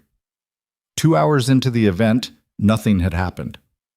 Marcus was starting to wonder if they'd miscalculated, if whoever was behind the attacks was patient enough to wait out this obvious trap. Then Graves's voice crackled in his earpiece. "We've got movement. East Service entrance, 2 individuals trying to bypass security with catering credentials that don't match the company manifest." Marcus's hand went to his concealed weapon. "Detain them quietly. Don't let them reach the main floor." "Ding. Copy that." He moved closer to Adriana, who was mid-conversation with a Defense Department official about contract renewals. She glanced at him, reading something in his expression, but continued talking without missing a beat. 3 minutes later, Graves reported back. Subject secured, credentials were fake, but they're claiming they're just trying to pick up extra catering shifts. Could be legit, could be advanced scouts.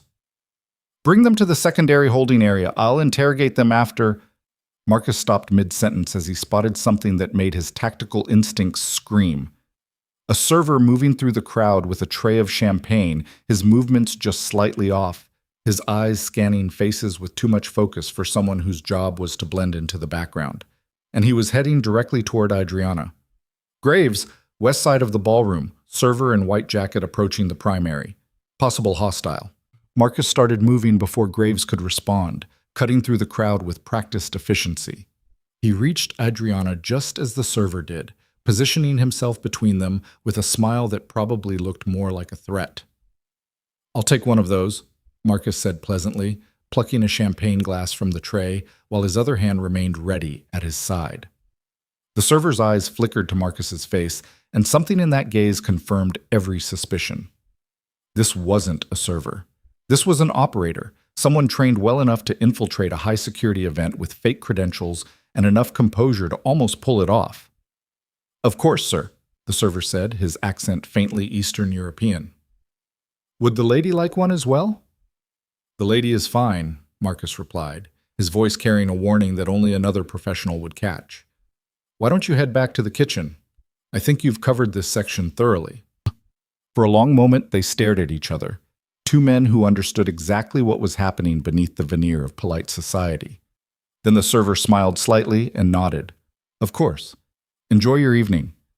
He turned and started walking toward the kitchen, and Marcus knew he had seconds to make a decision. Let him go and potentially lose the only lead they'd had, or pursue and risk causing a scene that would expose the entire operation. "Kowalski, West Service Corridor," Marcus said quietly into his mic. "Subject is heading your direction. Intercept and detain. Do it quietly." He stayed with Adriana, maintaining his protective position as Kowalski acknowledged the order. Through his earpiece, he heard the brief sounds of a scuffle, quickly suppressed, then Kowalski's voice. "Subject in custody. He tried to run, but I convinced him otherwise. Bringing him to the secondary location now." Marcus exhaled slowly, tension easing fractionally from his shoulders. They had someone finally, a direct link to whoever had been orchestrating the attacks. Now they just needed to make him talk. Adriana leaned close enough that only Marcus could hear her. "What just happened?" "We caught one. Stay here, stay visible, act like nothing's wrong. I need to go have a conversation." "Marcus, trust me. And if anything feels wrong, anything at all, you signal Graves and get to the safe room we designated. Understood?"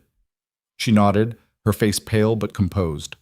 Marcus touched her elbow briefly, reassurance, apology, promise, then slipped away through the crowd toward the service corridors, where Kowalski had taken their prisoner.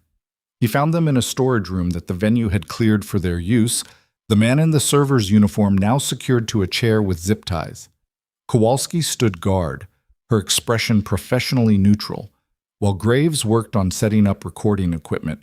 Marcus closed the door behind him and took a moment to study their prisoner.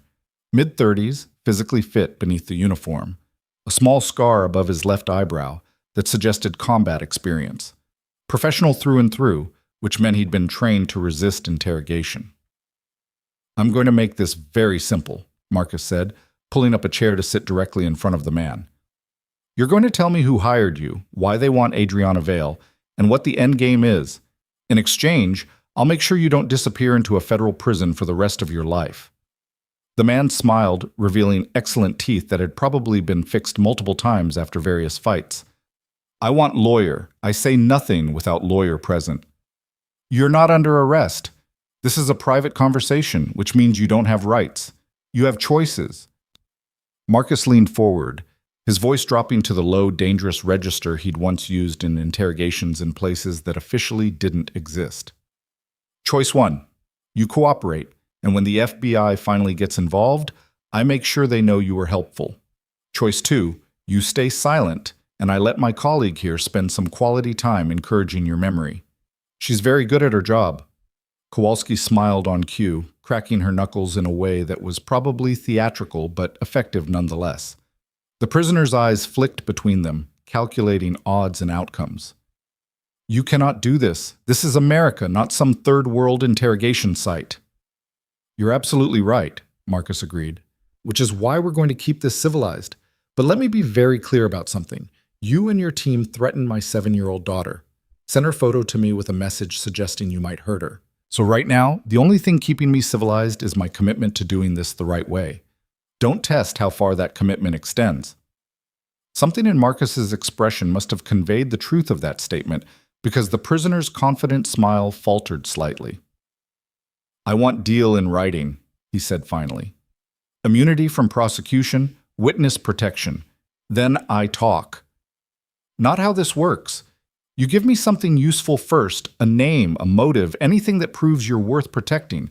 Then we talk about deals. The prisoner was quiet for a long moment, clearly weighing his options. Finally, he spoke. Richard Brennan, CEO of Sentinel Defense Systems. He hired team to eliminate competition. Marcus kept his expression neutral, even as his mind raced. Sentinel Defense was Vanguard's primary competitor, a slightly smaller company that had been losing major contracts to Adriana's superior technology and lower bids. If Brennan was behind this, it wasn't just corporate espionage, it was attempted murder for market share. Why target Adriana specifically? Marcus asked. Why not just undercut Vanguard's bids? She was stealing contracts Sentinel needed to stay solvent. Brennan's company is leveraged heavily, debts coming due. Without those contracts, Sentinel collapses. With Adriana gone, Vanguard's board would panic, probably sell the company at a discount. Brennan had buyers lined up, ready to acquire assets for pennies on the dollar. And threatening my daughter? How did that fit into the corporate restructuring plan? The prisoner had the grace to look uncomfortable. That was Brennan's idea. He said you were getting too close, providing too much protection, thought threatening the child would make you back off or at least make mistakes. Marcus stood slowly, his hands clenched at his sides. Where is Brennan now? I don't know. I was hired for specific jobs, paid through intermediaries. Tonight was supposed to be reconnaissance only, just confirming Adriana's location and security setup for a future operation. Graves looked at Marcus, silent question clear in his expression. They could turn this man over to the FBI immediately, let official channels handle it, or they could use what they'd learned to take more direct action against Brennan. Get him into FBI custody, Marcus said finally. Full cooperation, everything he knows about Brennan and Sentinel, and make sure Agent Chen understands that this man was helpful. He earned some consideration. The prisoner sagged in relief. Thank you. You won't regret this. I already do, Marcus replied, turning toward the door. But my daughter deserves to see that sometimes justice works the way it's supposed to. He left Kowalski and Graves to handle the transfer and made his way back to the main ballroom, his mind already shifting to next steps. They had a name, a motive, concrete evidence that could bring down Brennan and possibly all of Sentinel Defense. But names weren't enough. They needed Richard Brennan in custody before he could run or destroy evidence. Marcus found Adriana exactly where he'd left her, still working the room with practiced grace, though he could see the tension in her shoulders that only someone who knew her well would notice. He caught her eye across the room and gave a subtle nod. Mission accomplished, threat contained. Her relief was visible only for a moment before the CEO mask slipped back into place. She excused herself from her conversation and moved toward him, meeting him near the edge of the crowd where they could talk without being overheard. Tell me, she said simply. Richard Brennan. He's behind everything. The extraction attempt, the threat to Maya, all of it.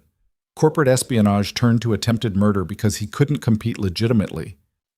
Adriana's face went through several expressions in quick succession: shock, fury, bitter understanding. Richard, I've known him for years. We've served on industry panels together, sat through the same Pentagon briefings. He always seemed so professional. Professionals are the most dangerous when they're desperate. And according to our source, Sentinel is drowning in debt. Those contracts you won weren't just victories for Vanguard, they were death sentences for his company. So he decided to eliminate me and acquire my company's assets at a discount. Very efficient. Adriana's voice was cold with controlled rage. Where is he now? That's what we need to figure out. The FBI will be picking up our source shortly, and they'll coordinate with the Financial Crimes Division to freeze Sentinel's accounts and issue warrants. But Brennan isn't stupid. Once he realizes we've identified him, he'll run. Then we find him first, tonight before he has a chance to disappear." Marcus recognized that tone. It was the same one she'd used during their marriage when she'd decided something needed to happen and no argument would change her mind. Adriana let the FBI handle. "No. This man threatened our daughter, Marcus. He tried to have me kidnapped and probably killed. He nearly destroyed everything I've built. I'm not standing on the sidelines while bureaucrats process paperwork." She met his eyes with fierce determination. "You said you know how to hunt people. So hunt him. Find Richard Brennan tonight and make sure he can never threaten us again." She was asking him to become what he'd been, to use skills he'd tried to bury in favor of being Maya's gentle father. And the terrifying thing was how easily Marcus felt himself slipping back into that mindset, how natural it felt to start planning an off-books operation to track down a man who'd threatened his family. "If I do this," he said slowly, "it's not official. The FBI won't sanction it, and if something goes wrong, you can't be connected to it." "I understand. And when we find him, we do it clean. No revenge, no vigilante justice. We detain him and turn him over to authorities with enough evidence to bury him legally. Agreed?" Adriana nodded. "Agreed. But Marcus, if he tries to run, if he puts up a fight, do whatever you have to do to stop him. Just come home safe to Maya." It was the first time since their divorce that she'd referred to any place Marcus lived as home, and the word hit harder than it should have. He pushed the emotion aside and pulled out his phone, already texting Graves to begin tracking Brennan's known locations and associates. The hunt was on, and this time it would end with either Brennan in custody or Marcus accepting that some parts of his past would never stay buried. Either way, his daughter would be safe. That was all that mattered. Graves worked fast, pulling information from sources that Marcus didn't ask about and probably didn't want to know. By the time Adriana finished her final obligations at the gala and met Marcus in the parking garage, they had 3 potential locations where Richard Brennan might be hiding: his penthouse in Manhattan, a corporate retreat house in the Hamptons, and a private airfield in New Jersey where Sentinel kept a company jet. "The jet worries me most," Graves said through the secure phone connection as Marcus drove them toward the operations center. "Flight plan was filed 2 hours ago for the Cayman Islands. If he's running, that's his exit strategy." Marcus checked his watch. Nearly 11 p.m., which meant they had maybe an hour before Brennan could be wheels up and beyond reach of U.S. law enforcement. "How far is the airfield?" 40 minutes in current traffic. But Reed, you need to know. Sentinel's security team is former military, same caliber as the extraction team we faced. If Brennan's there, he won't be alone. Beside Marcus in the passenger seat, Adriana had gone very still. "How many?"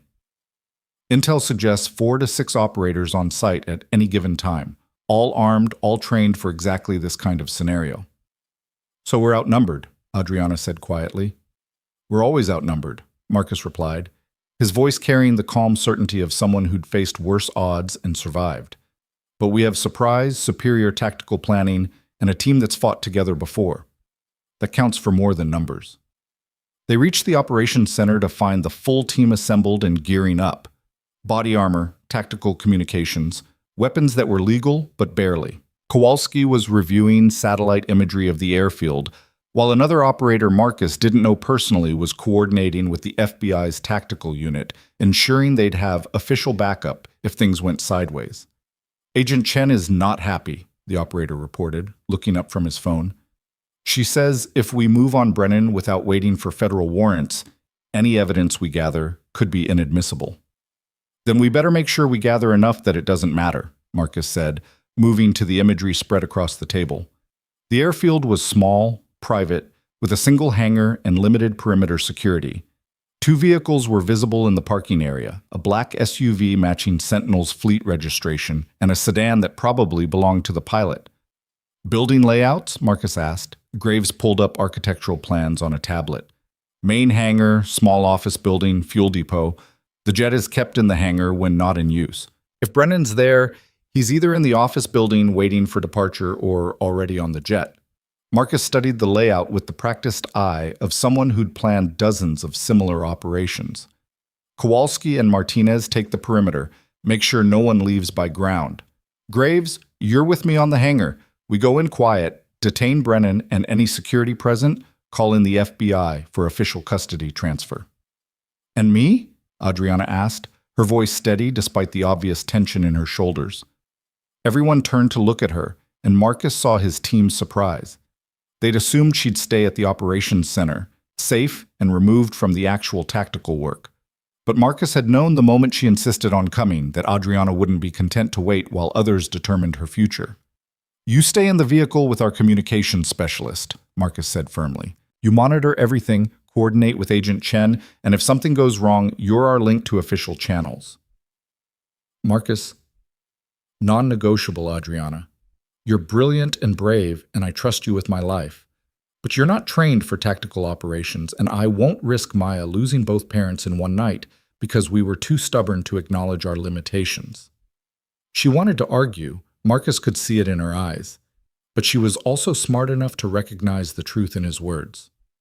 "Fine, but if you get hurt because you're trying to protect me from seeing the reality of what you do, I'll never forgive you." "Noted," Marcus said, then turned back to his team. "We move in 15 minutes. Check your gear, confirm communications, and remember, we're the good guys tonight. That means we do this by the book, even when the book makes it harder." The drive to the airfield was tense and quiet, each member of the team mentally preparing for what came next. Marcus rode with Graves, watching the dark New Jersey landscape roll past, and thinking about Maya, asleep in the cabin, trusting that her father would fix this, would make the world safe enough for her to come home. "You good?" Graves asked quietly, his eyes on the road. "I know you've been out of the game for a while." "I'm good," Marcus replied, and surprised himself by meaning it. The fear and hesitation he'd expected weren't there. Instead, he felt focused, clear, ready, not because he wanted to return to being a soldier, but because his daughter needed him to remember how. They parked half a mile from the airfield and moved in on foot, using darkness and terrain as cover. The perimeter fence was industrial but not military grade, designed to keep out casual trespassers, not trained operators. Kowalski and Martinez split off to establish overwatch positions, while Marcus and Graves approached the main hangar. Through his night vision scope, Marcus could see movement inside, at least 3 figures, possibly 4. The office building lights were on, and he caught a glimpse of someone who matched Richard Brennan's profile pacing near the windows. "Target confirmed," Marcus whispered into his comm. 4 hostiles visible, prime areas in the office building. Graves and I will enter through the hangar's south entrance. Kowalski, Martinez, be ready to intercept if anyone runs. Adriana's voice came through from the vehicle. "FBI tactical unit is 20 minutes out. Agent Chen says if you can delay until they arrive." "Can't wait," Marcus interrupted. "The jet's engines are warming up. If Brennan gets airborne, we lose him." He could hear Adriana's sharp intake of breath, but she didn't argue. "Be careful, please." Marcus and Graves moved to the hangar entrance with practiced efficiency, their movements synchronized from years of working together. The door was locked, but not alarmed. A security oversight that spoke to Brennan's arrogance or desperation. Graves picked it in under 30 seconds, and they slipped inside. The hangar was cavernous and dark, the corporate jet gleaming under overhead lights. 2 security guards stood near the aircraft, assault rifles held in ready positions but not actively scanning for threats. They were expecting Brennan to board and depart, not expecting anyone to breach their perimeter. Marcus moved through the shadows like smoke, closing distance before either guard registered his presence. The first went down silently to a chokehold, unconscious before he could raise alarm. Graves took the second with equal efficiency, and suddenly they controlled the hangar. 2 down, secure, Marcus reported quietly, moving to the office building. They zip-tied the unconscious guards and moved toward the connecting door that led to the offices. Through the window, Marcus could see Brennan clearly now, a man in his 50s, well-dressed even at this hour, barking orders into a phone with the kind of entitled fury that suggested he'd never faced real consequences in his life. That was about to change. Marcus entered first, his weapon trained on Brennan before the man even registered the intrusion. "Hands where I can see them. Phone on the desk. Now." Brennan froze, his expression cycling rapidly through confusion, recognition, and cold calculation. "Marcus Reed, the janitor who thinks he's a hero. You have no authority here. This is private property, and you're trespassing." Former Special Operations, actually, and I'm not here in any official capacity. I'm just a father making sure the man who threatened his daughter faces justice. I don't know what you're talking about, Brennan said, but his eyes flicked toward the desk drawer where Marcus assumed he kept a weapon.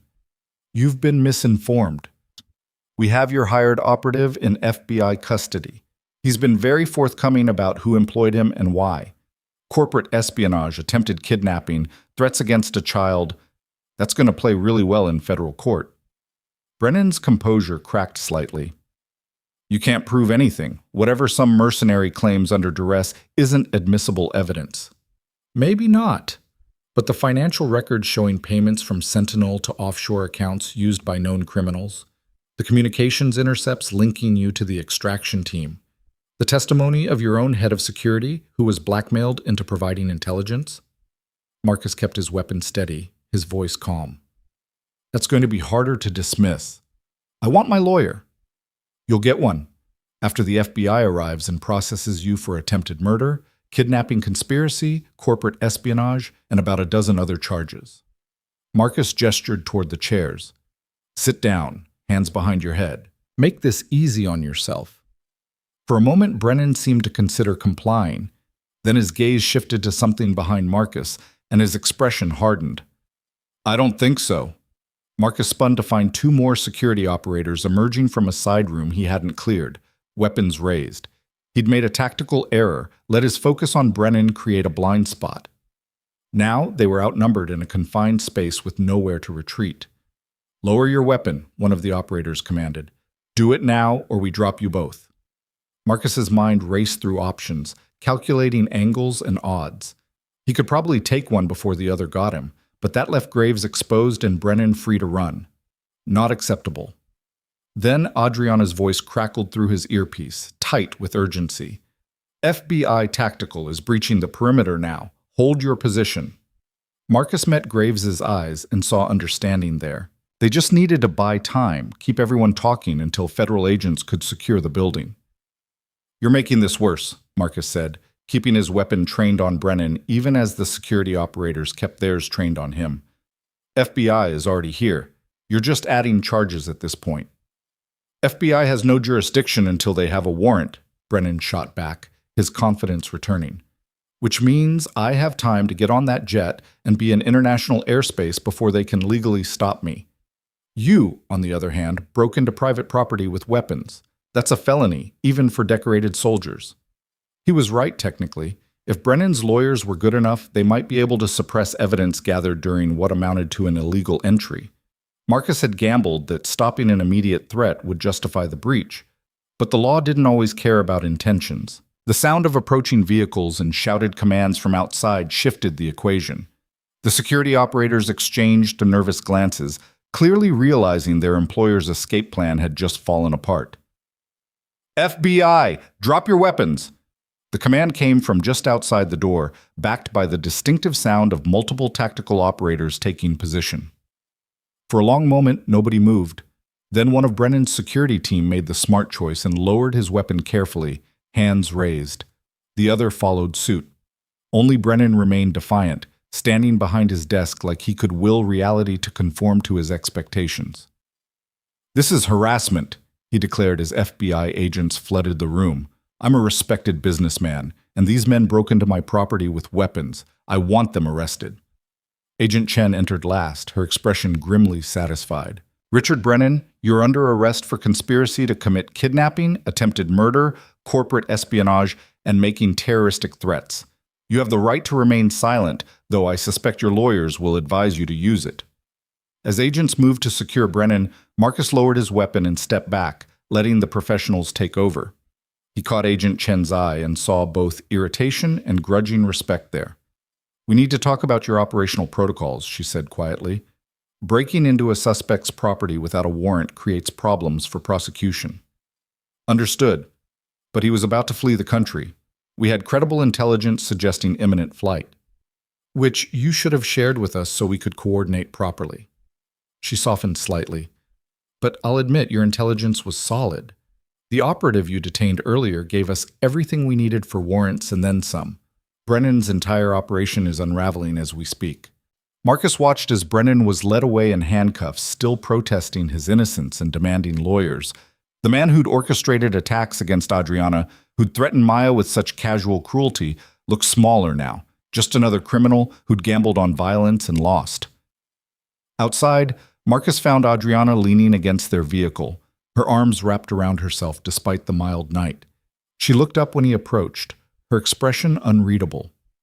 "Is it over?" she asked quietly. "It's over. Brennan's in custody, his security team is cooperating, and the FBI has enough evidence to put him away for years." Marcus stood beside her, close but not touching, aware of the space between them that had nothing to do with physical distance. "You can come out of hiding. Maya can come home." Adriana's breath caught, and suddenly she was crying, silent tears that spoke to the fear she'd been holding back, the terror of nearly losing everything.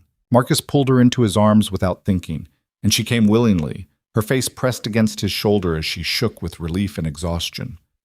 "I was so scared," she whispered. "When those men came for me, when they sent Maya's photo, I kept thinking about all the time I'd wasted being angry about the past instead of protecting the future. What if I'd never seen her again? What if you'd been hurt trying to save me? But none of that happened. We're here, we're safe, and tomorrow you get to call our daughter and tell her she's coming home." Adriana pulled back enough to look at him, her mascara smudged but her eyes clear. "Thank you. For everything. For saving me twice, for protecting Maya, for being exactly who we needed even when I didn't know we needed it." Marcus gently wiped tears from her cheeks with his thumb. "You're her mother. There's nothing I wouldn't do to keep you safe for her sake." "Just for her sake?" Adriana asked, and there was something fragile in the question, something hopeful. Marcus thought about all the honest answers he could give, about how seeing her threatened had reminded him why he'd fallen in love with her in the first place, about how working together these past weeks had shown him the person she'd become, about how maybe they'd both changed enough that the mistakes of their marriage didn't have to define their future. But standing in a parking lot outside an airfield, where he'd just helped arrest a man who'd tried to kill her, didn't seem like the time for that conversation. "Let's get through tomorrow first," he said gently. "Get Maya home, make sure Vanguard is secure, finish giving statements to the FBI. Then maybe we can figure out what comes next." Adriana nodded, accepting the deflection with grace. "Okay. But Marcus? I meant what I said before. I want truth between us from now on. No more secrets, no more hiding who we are from each other. Can you do that?" "I can try," Marcus said, and meant it. The next morning, Marcus called the cabin from his apartment while making pancakes out of pure habit, even though Maya wasn't there to eat them. Torres answered on the second ring. "She's already awake and asking when you're coming to get her," Torres reported, amusement in her voice.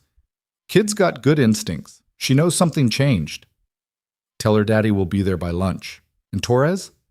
Thank you for everything. Anytime, Reed. That's what family does."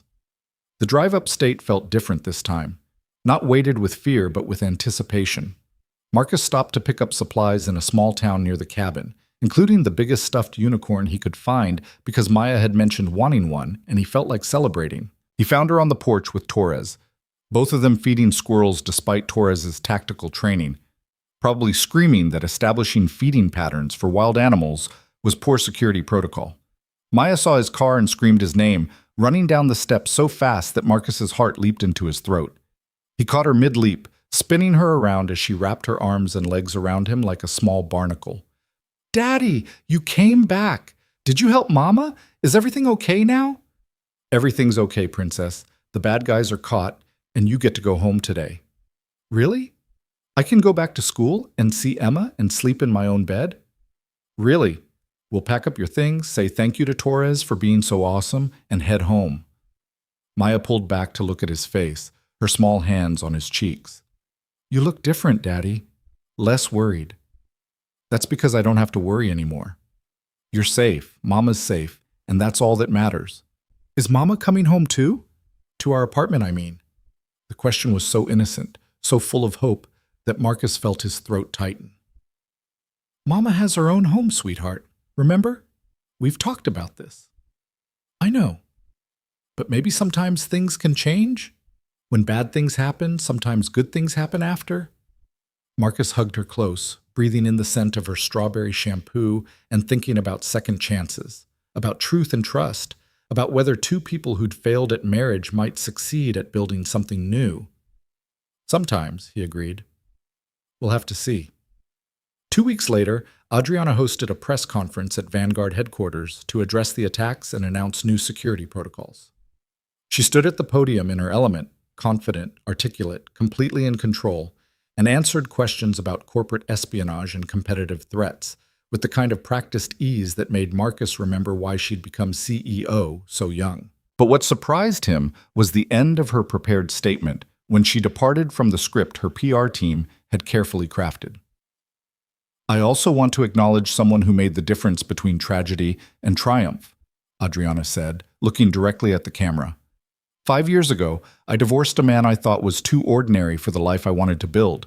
I was wrong about a lot of things back then, but especially about him. Marcus Reed isn't ordinary. He's extraordinary in ways that can't be measured by job titles or corner offices. He's an exceptional father to our daughter, a person of incredible integrity, and the reason I'm standing here today. She paused, and Marcus could see her gathering courage. I've asked the Vanguard board to create a new position, Director of Transitional Support Services. This program will help military veterans transition to civilian careers, providing training, counseling, and job placement assistance.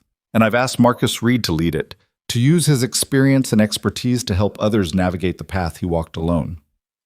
The press conference continued with questions about the new program, about Sentinel's collapse and Brennan's prosecution, about Vanguard's future.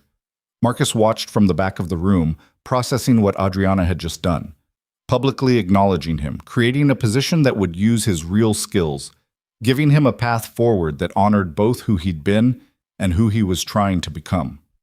After the reporters left, Adriana found him waiting in the hallway outside her office. That was quite an announcement, Marcus said. I meant every word. The Veterans Program is something Vanguard should have implemented years ago, and you're the right person to lead it. She studied his expression. Unless you'd rather stay in security? I know the director position would mean more visibility, more questions about your background. My background helped save your life. I'm not ashamed of it anymore, and the idea of helping other veterans find their way forward, that feels right. Important. So you'll take it. On one condition, I still get to pick Maya up from school every day. That's non-negotiable. Adriana smiled, the real one that crinkled her eyes. Done. The position comes with flexible hours and the authority to set your own schedule. I learned my lesson about trying to control your choices. They stood in the hallway, and Marcus felt the weight of everything unspoken between them, gratitude and attraction, and the complicated history that both connected and separated them. Before he could decide how to navigate that territory, Adriana's phone rang. It's Maya's school, she said, frowning at the screen. Hello? Yes, this is her mother. What? Oh no, we'll be right there. She hung up, her expression somewhere between exasperated and amused. Our daughter punched a boy in her class for saying girls can't be superheroes. The principal wants to see us both. Both of us? Marcus asked, something warm blooming in his chest at the casual assumption that they'd handle this together. Well, you're listed as her father, and I'm listed as her mother, and apparently our daughter inherited our collective stubbornness along with a strong right hook. So yes, both of us. Unless you have other plans? Marcus thought about the quiet afternoon he'd planned, the time he'd intended to spend reviewing applications for the Veterans Program. Then he thought about Maya in the principal's office, probably sitting with her arms crossed and her chin raised, absolutely certain she'd been justified in her violence. No other plans, he said. Let's go see what our daughter has to say for herself. They rode to the school together in Adriana's car, falling into easy conversation about Maya's strong sense of justice and whether they should be proud or concerned that she'd responded to verbal provocation with physical force. She definitely got the protective instinct from you, Adriana said. Always the first one to step in when someone's being treated unfairly. And the absolute certainty that she's right? That's all you. Fair enough. We make a complicated kid. At the school, they found Maya exactly as Marcus had imagined, sitting in the principal's office with her arms crossed, her expression mutinous, a slight bruise forming on her knuckles. The boy she'd hit was in the nurse's office with a bloody nose, and Mrs. Rodriguez looked like she'd aged 5 years in the past hour. Mr. Reed, Miss Vale, thank you for coming so quickly, she said, gesturing them to chairs across from Maya. We have a zero-tolerance policy for violence, but I wanted you to hear Maya's side before we discuss consequences. Maya looked at her parents, and some of the defiance drained away. I'm sorry I hit Jason, but he said girls can't be superheroes, that we're too weak, and we need boys to save us. And Daddy always says if someone's wrong about something important, you should stand up for what's right. Marcus met Adriana's eyes over their daughter's head and saw his own conflicted feelings reflected there. Pride in Maya's conviction mixed with the parental necessity of teaching better conflict resolution. Baby, what Jason said was ignorant and wrong, Adriana said gently. But we use words to fight ignorance, not fists. You're brilliant and articulate, and I guarantee you could have made your point more effectively with an argument than with violence. But words don't always work, Maya protested. Sometimes people don't listen unless you make them. That's true, Marcus agreed, crouching down to Maya's eye level. Sometimes words aren't enough, but those situations are rare and they're usually only justified when someone is in immediate danger. Was Jason threatening to hurt you? No, Maya admitted, looking down at her hands. Then what could you have done instead of hitting him? Maya thought about this for a moment. I could have told him about all the female superheroes who saved the world, or about Mama, who runs a whole company and is smarter than most boys I know, or about how you trained other soldiers, including girls, because strong means more than just muscles. Exactly, Adriana said, reaching out to smooth Maya's hair. Use the power of knowing you're right to change minds, not to hurt people. That's how real heroes operate. They spent another 20 minutes with Mrs. Rodriguez discussing appropriate consequences.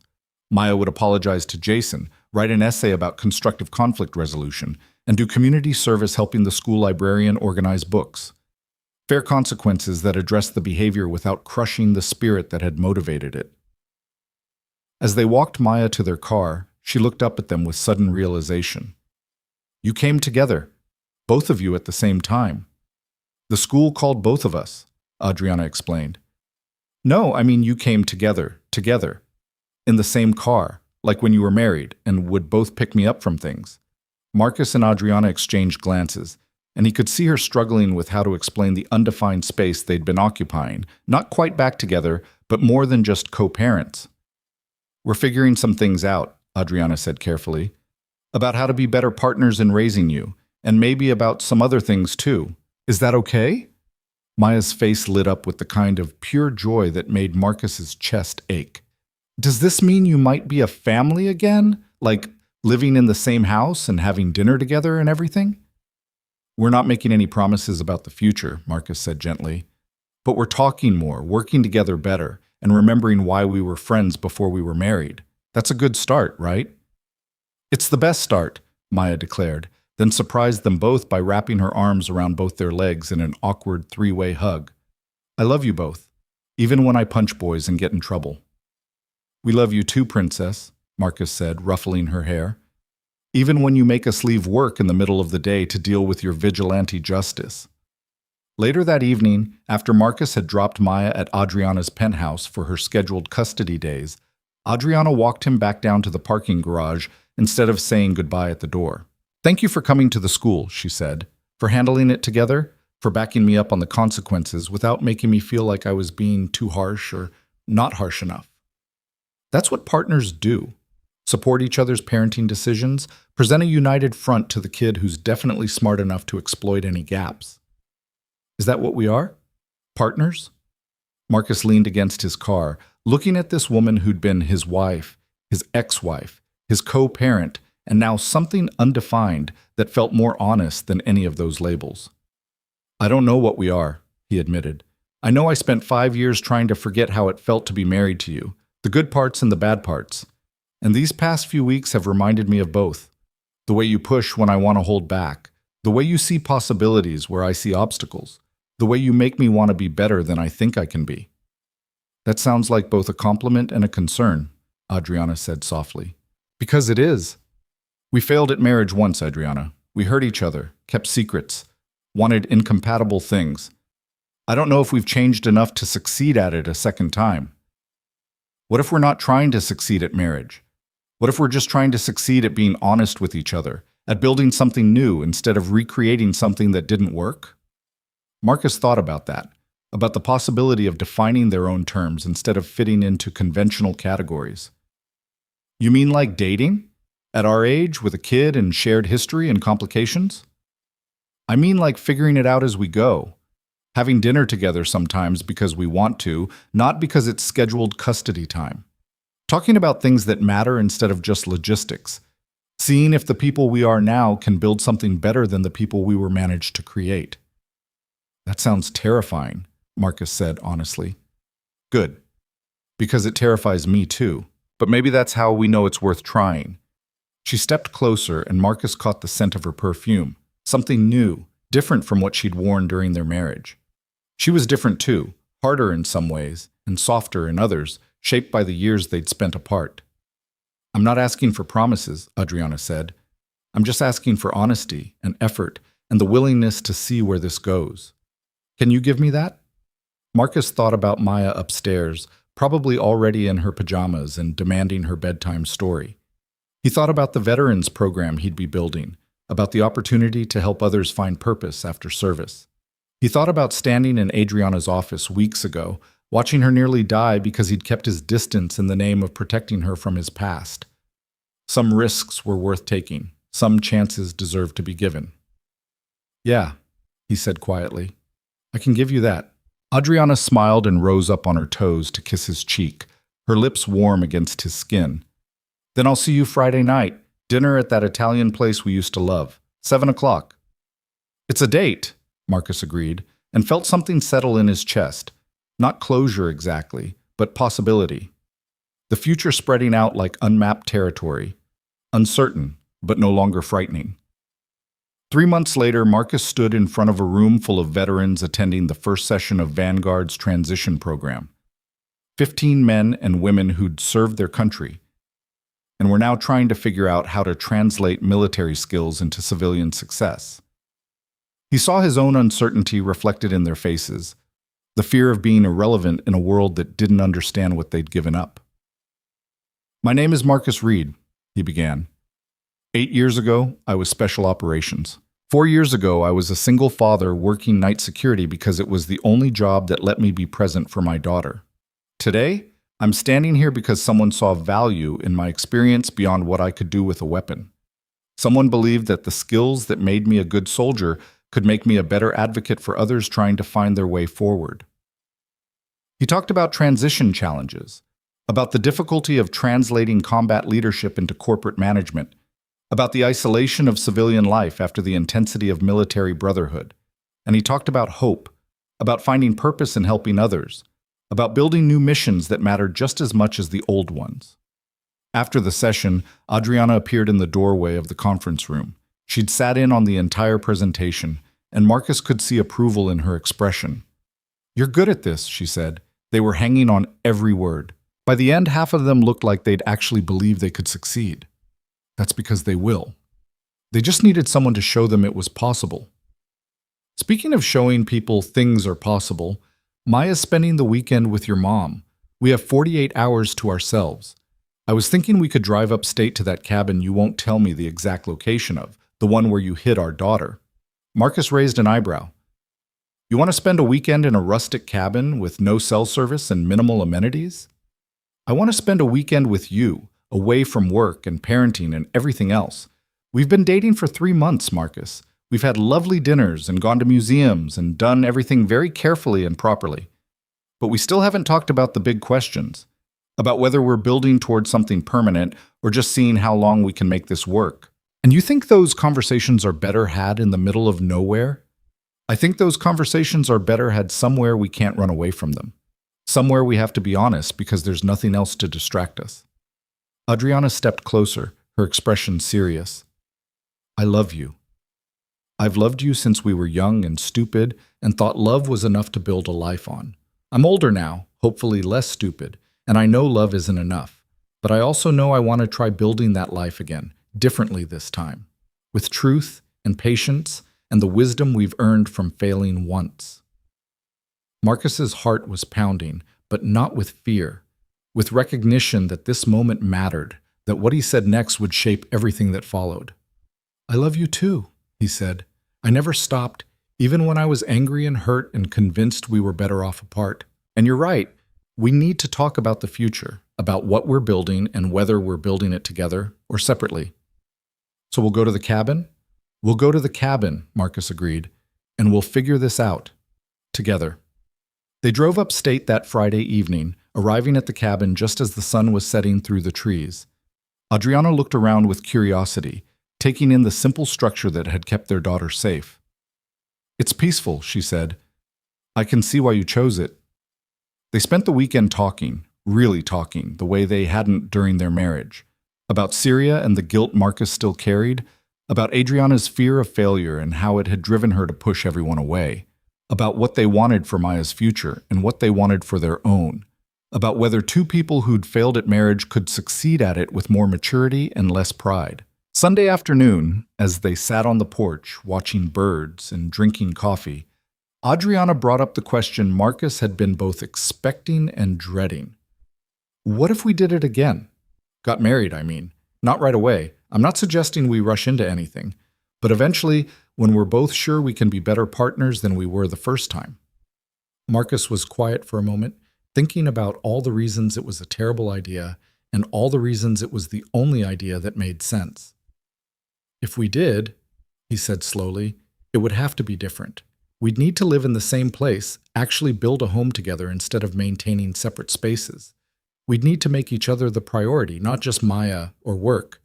And we'd need to promise that when things get hard, and they will get hard, we talk instead of retreating into ourselves.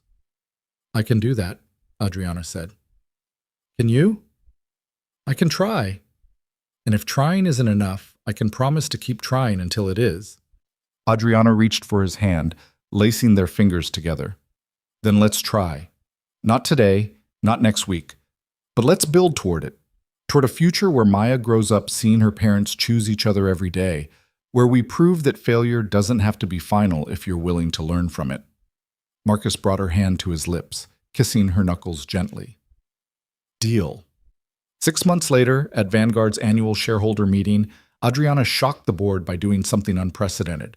She introduced Marcus not as her director of veterans programs, not as her boyfriend, not even as the father of her child.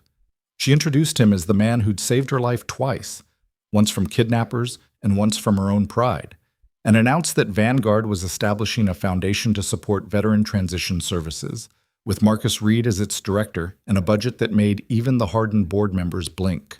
This foundation represents a commitment to the people who've served our country and a recognition that their value extends far beyond their service records, Adriana said, her voice carrying across the boardroom. Marcus has shown us what's possible when we invest in helping veterans find purpose after service. It's time Vanguard put resources behind that mission. The board approved the foundation unanimously, perhaps recognizing that fighting Adriana on this would be futile. After the meeting, as board members filed out and Marcus stood to leave, Adriana caught his arm. "Stay for a minute?" she asked. When the room was empty, she pulled a small box from her desk drawer. Marcus's heart kicked into high gear, but when she opened it, he saw not a ring, but a key. "It's to the penthouse," Adriana explained. "I've been thinking about what you said, about needing to build a home together instead of maintaining separate spaces. My place is bigger than your apartment, has room for all three of us. I'm not asking you to give up your independence or your identity. I'm just asking you to come home, to me and Maya, for real this time." Marcus took the key, feeling its weight in his palm like a promise. "You're sure? Because once I move in, you're stuck with my terrible taste in furniture and my habit of making pancakes at weird hours." "I'm counting on it," Adriana said, and there were tears in her eyes. "I spent 5 years living apart from you, Marcus. I don't want to waste any more time being separate when we could be building something together." Marcus pulled her close, holding her tight and feeling like pieces of his life were finally clicking into place. "Then I'm coming home. We'll figure out the logistics, merge our stuff, argue about furniture placement like a normal couple." "Normal is overrated," Adriana said against his chest. "I'd rather have extraordinary." They moved Marcus into the penthouse over the next month, a chaotic process that involved Maya directing where everything should go with the authority of a tiny general. She claimed the room between Marcus and Adriana's bedrooms, declaring that she needed to be able to hear both parents at night to make sure they were really there. The first morning, they all woke up in the same home. Marcus made pancakes while Adriana got Maya ready for school. The domestic routine felt surreal and perfect. This second chance they'd somehow earned despite their failures.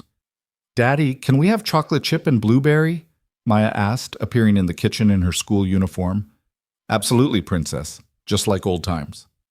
"Not old times," Maya corrected with 7-year-old wisdom. "New times, better times because everyone learned from being sad before." Adriana joined them, wrapping her arms around Marcus from behind as he cooked. "She's not wrong. These are better times. Harder in some ways because we're actually being honest with each other, but better." Marcus flipped pancakes and felt the weight of their shared history, the mistakes and the redemption, the fear and the courage, the ending that had somehow become a beginning. They weren't the same people who'd gotten married 8 years ago, naive and certain that love would conquer all obstacles. They were older, wiser, scarred by failure, but not broken by it. And this time, they had something they'd lacked before: the humility to admit when they were wrong, the courage to be vulnerable, and the commitment to keep choosing each other even when it was difficult. "Hey," Adriana said softly, her chin on his shoulder. "I'm glad you came home." Marcus set down the spatula and turned to kiss her forehead.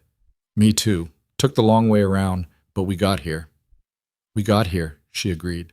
And watching their daughter eat pancakes with chocolate chip and blueberry, because she'd learned from her parents that sometimes you didn't have to choose, sometimes you could have both if you were brave enough to ask. Marcus Reed, former special operations soldier turned security guard turned veteran advocate, knew he was exactly where he was supposed to be. He'd spent years in shadows protecting people who never knew he existed. Now he stood in the light with his family, no longer hiding who he'd been or who he was becoming. The warrior and the father weren't separate people. They were both him, and both were necessary to be the partner Adriana deserved and the father Maya needed. Some missions took years to complete. Some victories came only after devastating losses.